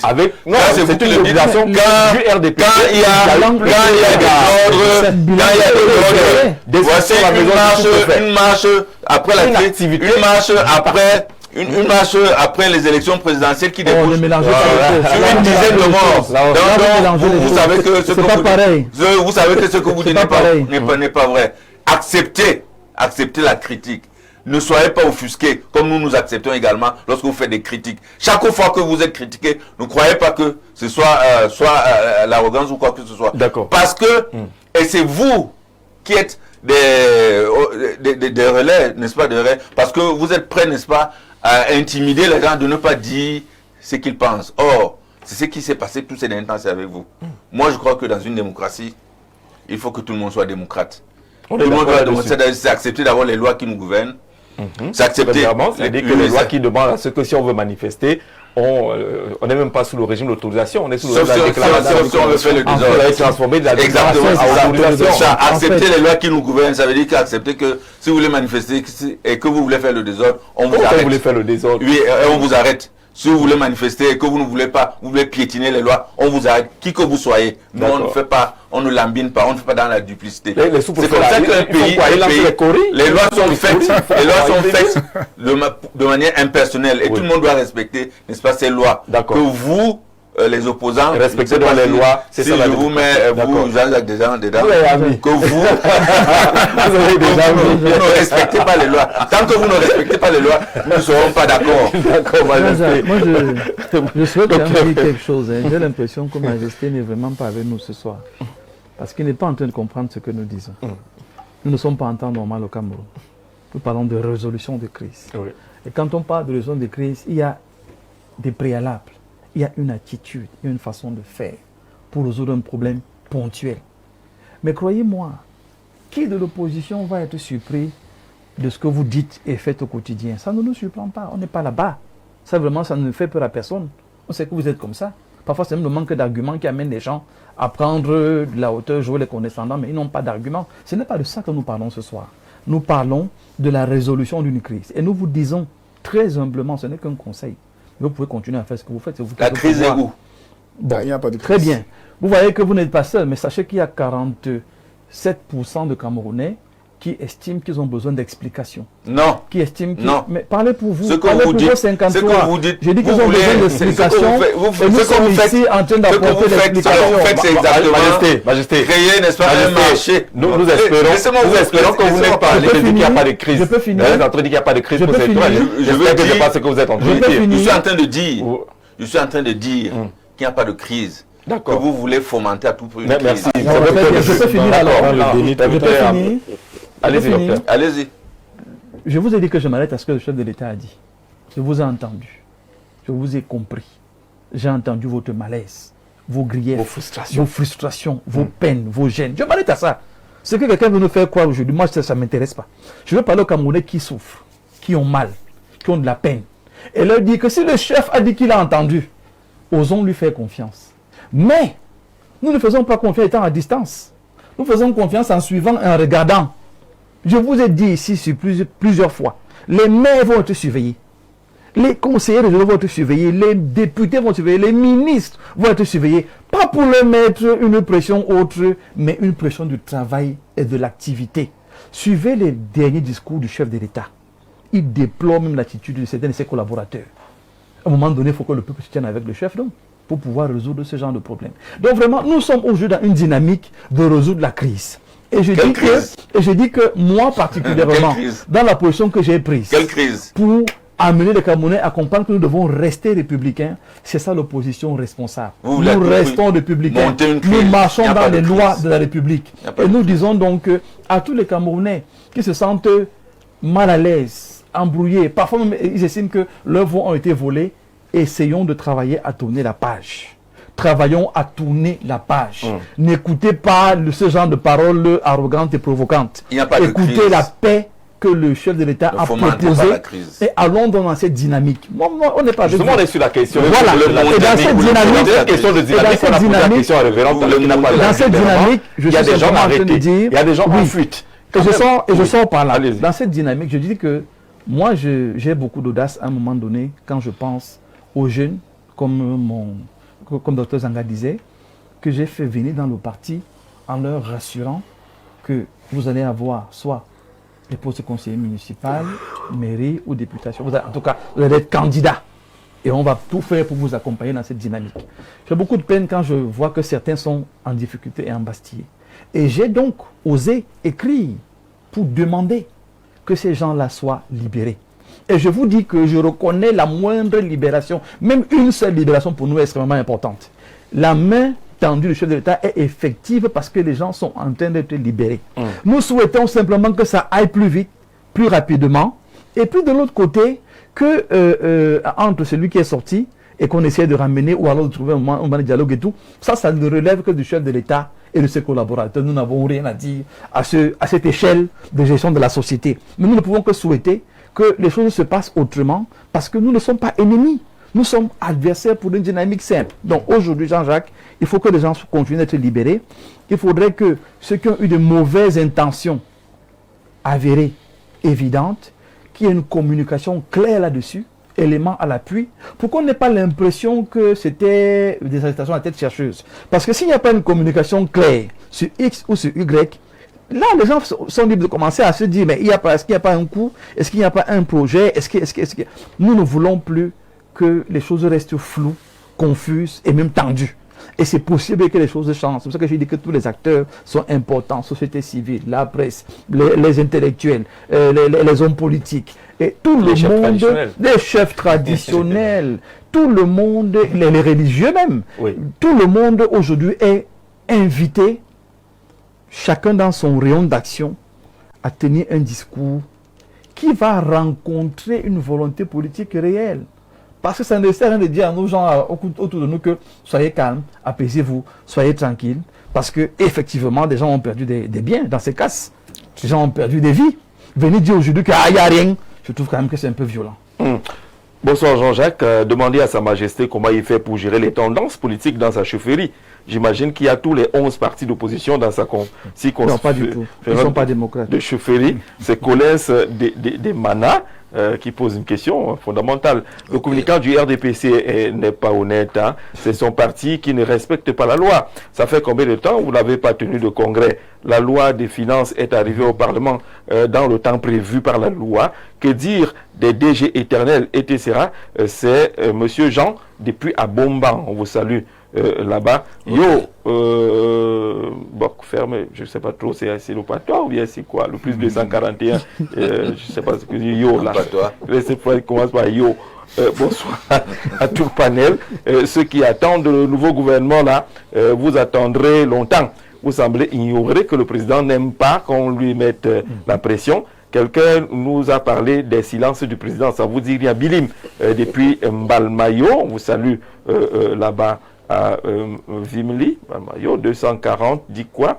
Il faut faire comprendre à l'opposition qu'elle a toujours fonctionné dans la provocation et la défiance de l'État. Il faut bien que cette opposition soit aussi responsable. L'attitude de l'opposition a toujours se plaindre pour acheter la conscience du peuple commence à ne plus porter des fruits. Pourquoi ne pas changer de méthode? Joe, depuis Bata, en Guinée équatoriale, que le disque de l'opposition est rayé. Bonsoir, le plateau. Le monsieur du RDPC ne répond pas à vos questions.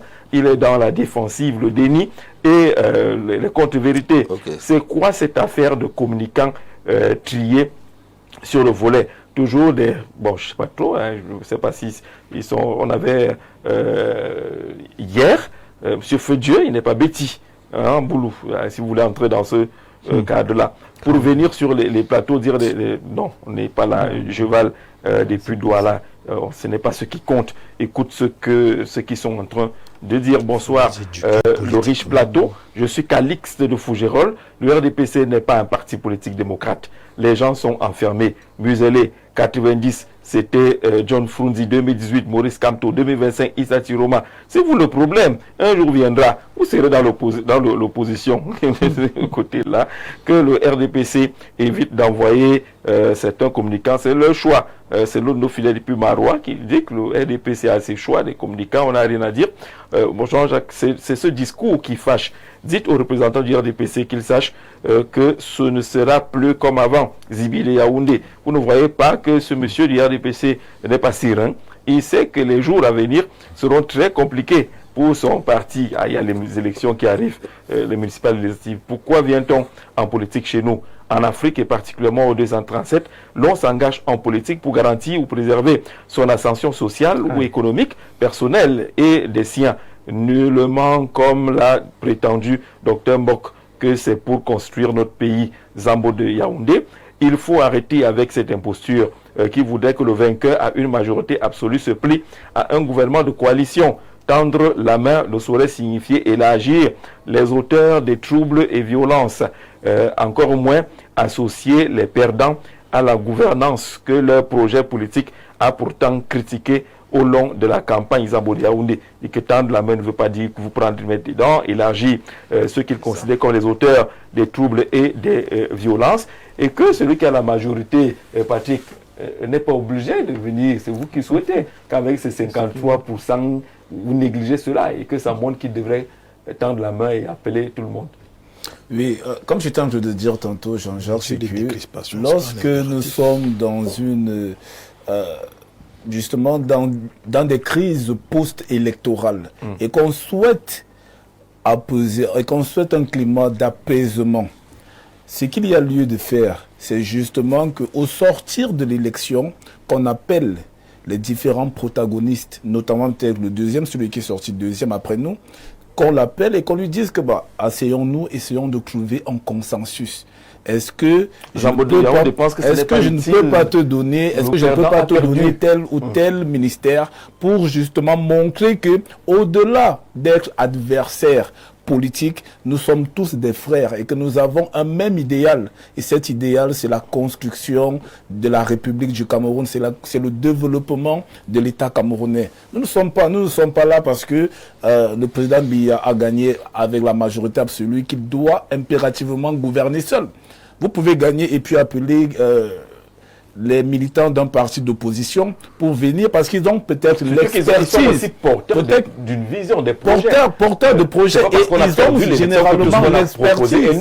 Ils ont généralement également l'expertise pour peut-être faire mieux que ceux qui sont là. Mais j'étais en train de dire tantôt que lorsque les Camerounais se sont présentés aux urnes le 12 octobre dernier, c'était en réalité pour sanctionner le RDPC, pour sanctionner ce déni. Vous voyez comment Sa Majesté, il dit carrément que... Vous n'avez pas trop réussi en tout cas. Bah, déjà plus de 40, c'est beaucoup. C'est mieux que les années antérieures. Vous voyez? Pardon? C'est inédit. Oui, c'est inédit, c'est mieux que les années antérieures. Et donc vous voyez qu'un tout petit peu, on a fait passer un message au chef de l'État. Et je sais que le chef de l'État, il a compris ce message, contrairement à ses lieutenants, à ses touriféraires, qui sont toujours dans ce discours d'autosuffisance, dans ce discours-là de supériorité. Et je vais vous raconter une petite anecdote. Récemment, en très peu de temps, récemment, nous avons voulu faire une descente du côté de Douala pour à l'effet de le parti Jouvence, à l'effet de nettoyer les rigoles. Nous avons déposé une demande auprès du sous-préfet qui a autorisé. Mais lorsque nous étions sur le terrain, un chef de quartier, il est venu, il a dit que non, que ces choses n'entrent pas dans sa circonscription administrative. Vous voyez un peu, ils sont toujours dans cette supériorité, dans cette condescendance. Vous vouliez poser un acte social. Un acte citoyen. On s'est méfié de vos balais. Un acte citoyen. Est-ce qu'avec des balais, des pelles, des brouettes, est-ce qu'on allait fomenter une rébellion avec des balais? Voyez un peu. Donc, voyez un peu dans quelle situation nous trouvons. Toujours cette condescendance. Et ça pose un problème, Jean-Jacques. Ça pose un problème. Il faut que ceux qui nous gouvernent comprennent qu'on a à cœur le développement du Cameroun et c'est tout ce qui nous importe. Demain ou après-demain, ils seront dans l'opposition. Nous n'allons pas les traiter de la sorte. Nous n'allons pas traiter le RDPC de la sorte. Parce que tant qu'il y aura des Camerounais qui ont une certaine expertise, une certaine vision et qui peuvent apporter, qui peuvent mettre cette vision à contribution pour l'émergence du Cameroun, toutes les sensibilités sont importantes et doivent être prises en compte. Là, l'auditeur qui a envoyé un message tout à l'heure, Dr Zanga, disait qu'on a quand même gagné avec une majorité, on ne doit pas se plier. Pourquoi est-ce qu'on irait négocier alors qu'on a la majorité absolue? Personne n'appelle le RDPC à se plier ou à c'est ce que vous faites dire ça sur l'opposition. Nous parlons d'un gouvernement d'ouverture comme mesure de décrispation. Très bien. Nous avons une démontrer au gouvernement qu'il y a crispation. Parce qu'on a entendu il n'est pas le gouvernement. Qu'il n'y a pas... Non, c'est Sa Majesté ne parle pas au nom du gouvernement. D'accord, il parle au nom du parti politique qui a présenté le président de la République à l'élection présidentielle. Dans son discours, on s'appuie plutôt sur le discours du président de la République lors de sa prestation de serment. C'est ce discours-là qui nous sert de fil conducteur. Non, moi je ne vous empêche pas d'être candidat au gouvernement. Politicien. Mais je dis... Ce n'est pas de ça qu'on parle. Moi je ne vous empêche pas d'être candidat au gouvernement. Mais je dis que... Sachez que... Permettez pour que le président gagne, écoutez aussi. Écoutez d'abord. Écoutez pour que le président gagne. On n'est pas la chefferie. Laisse le docteur finir. Pour que le président gagne. Il a fallu qu'on mouille le maillot pour que le président gagne. Donc si demain, vous vous retrouvez au gouvernement, sachez que c'est nous qui avons d'abord mouillé le maillot. C'est ce que je vous dis. On ne vous empêche pas d'être candidat pour être dans le gouvernement. Mais il faut tenir compte du fait que lorsque vous viendrez dans le gouvernement, vous n'allez pas aussi faire comme Issa Chiroma encore. D'accord. Monsieur Jean-Jacques, comprenez que personne ne crache sur les efforts des lieutenants du président de la République, ceux qui sont les membres de sa formation politique. Sachez aussi que depuis 1992, le RDPC ne gagne pas seul. Il gagne toujours dans un contexte de coalition. Et le Cameroun connaissant le paysage politique du Cameroun, on ne peut pas aller à une victoire, on ne peut pas conduire son parti à une victoire électorale sans coalition, sans faire des alliances.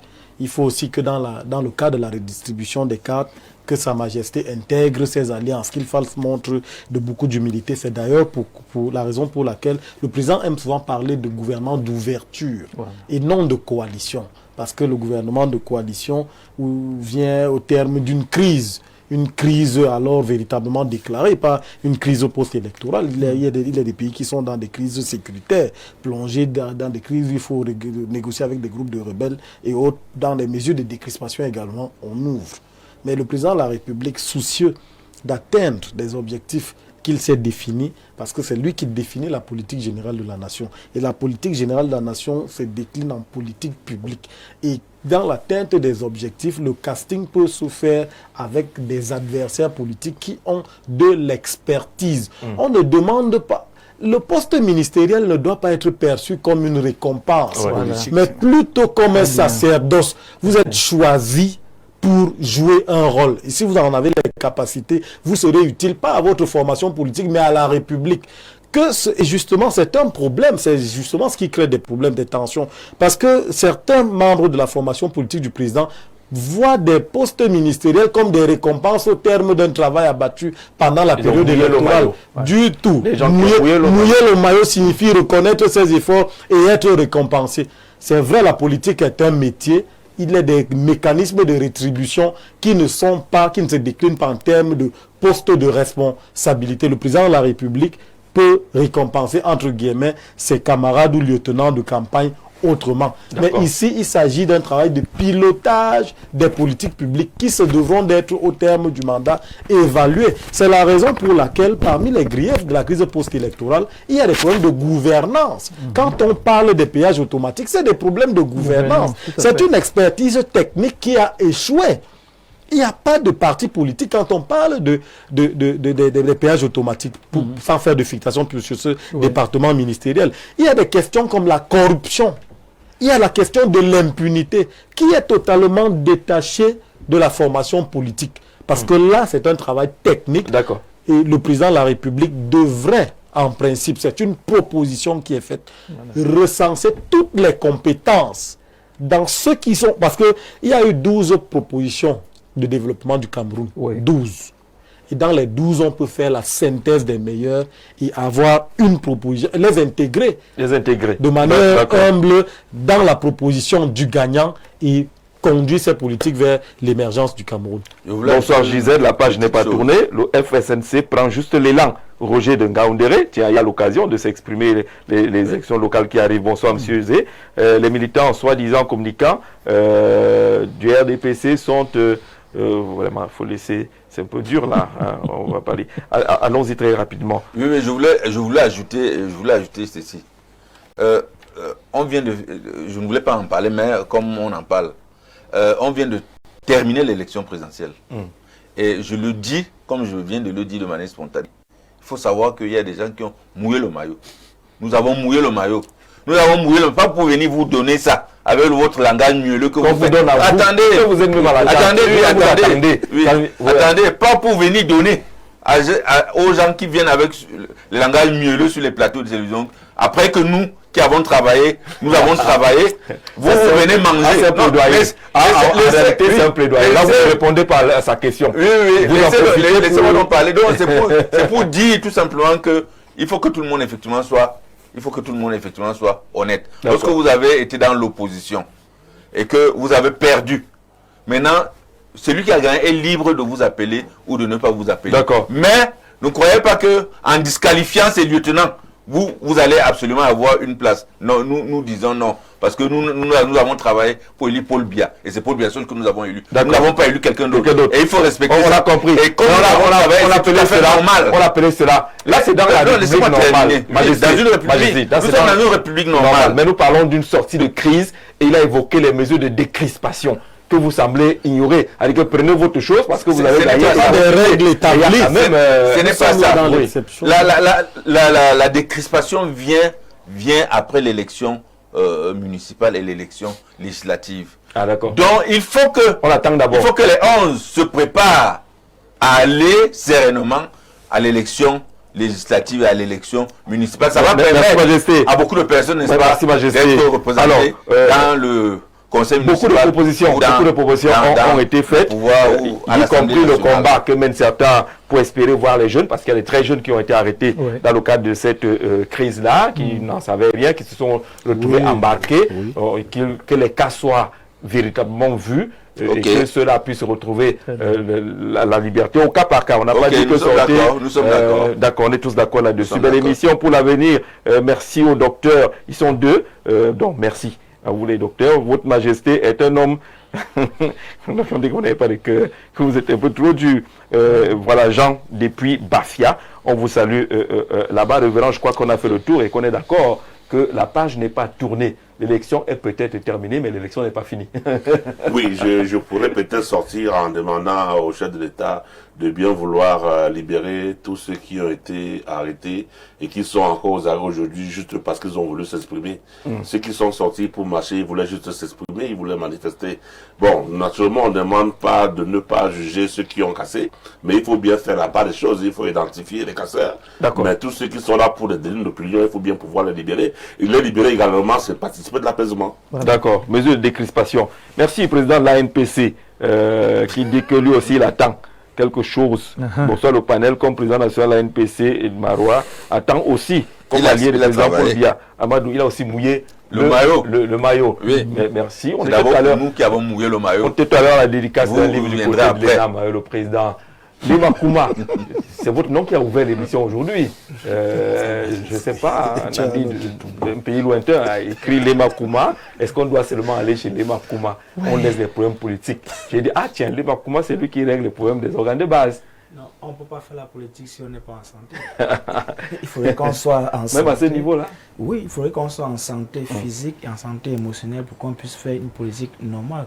D'où Plante de Vie entre en jeu avec des produits naturels tels que le produit King Fimic qui vient nettoyer tout ce qu'il y a comme germes, tout ce qu'il y a comme bactéries, tout ce qu'il y a comme infection à chlamydia dans l'organisme de manière naturelle et c'est sans effet secondaire. À côté, nous avons le produit King Tapé Tapé qui vient donc redynamiser les organes de base pour ces messieurs-là qui ont un problème de troubles érectiles. Je l'ai dit plusieurs fois, c'est là que la faiblesse sexuelle en elle-même n'était pas une maladie, ou l'éjaculation précoce, ou les problèmes de reprise lente, ou encore les problèmes de manque d'appétit sexuel.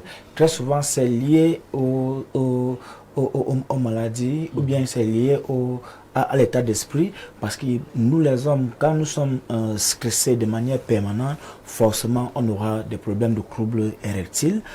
Nous les hommes, quand on est mal alimenté, forcément on aura des problèmes de troubles érectiles. Alors il faudrait déjà qu'on sache ce qu'il ne faudrait pas manger de manière régulière, ou bien ce qu'il ne faudrait même pas manger du tout, à savoir, je n'ai rien contre le cube, mais le cube est notre premier ennemi, même au niveau du cœur, parce qu'il affaiblit considérablement le rythme des battements de notre cœur et aussi il entraîne parfois les problèmes de insuffisance cardiaque et même les problèmes de respiration chez certaines personnes. Alors, le produit donc King Fimic 24, la solution vient nettoyer tout ce qu'il y a comme déchets, tout ce qu'il y a comme saleté dans l'organisme et il permet aux hommes là qui ont des problèmes de faiblesse sexuelle, bien des problèmes d'éjaculation précoce, d'avoir une performance sexuelle. Et ces femmes-là qui ont des problèmes de trompe bouchée, ou bien parfois des myomes ou des fibromes, ou bien des kystes ovariens, avec le même produit King Fimic 24, la solution, ces femmes n'auront plus besoin de passer par des opérations pour avoir une solution assez adéquate. Et aussi, ces femmes-là qui ont les problèmes de perte blanche, je l'ai dit plusieurs fois sur ton plateau, Jean-Jacques, que les pertes blanches chez la femme ne sont pas un problème, mais ça devient problématique quand ces pertes blanches-là sortent avec des démangeaisons ou avec une forte odeur ou bien avec une coloration jaunâtre ou bien noirâtre. Et cher monsieur, vous aussi, apprenez à ne pas critiquer votre dame, ou bien à ne pas vous indigner quand vous avez un rapport sexuel et qu'il y a des pertes blanches qui sortent. Parce que c'est très normal d'ailleurs, c'est très normal et c'est naturel que lorsque une femme est en activité sexuelle, c'est très normal qu'elle ait des pertes blanches.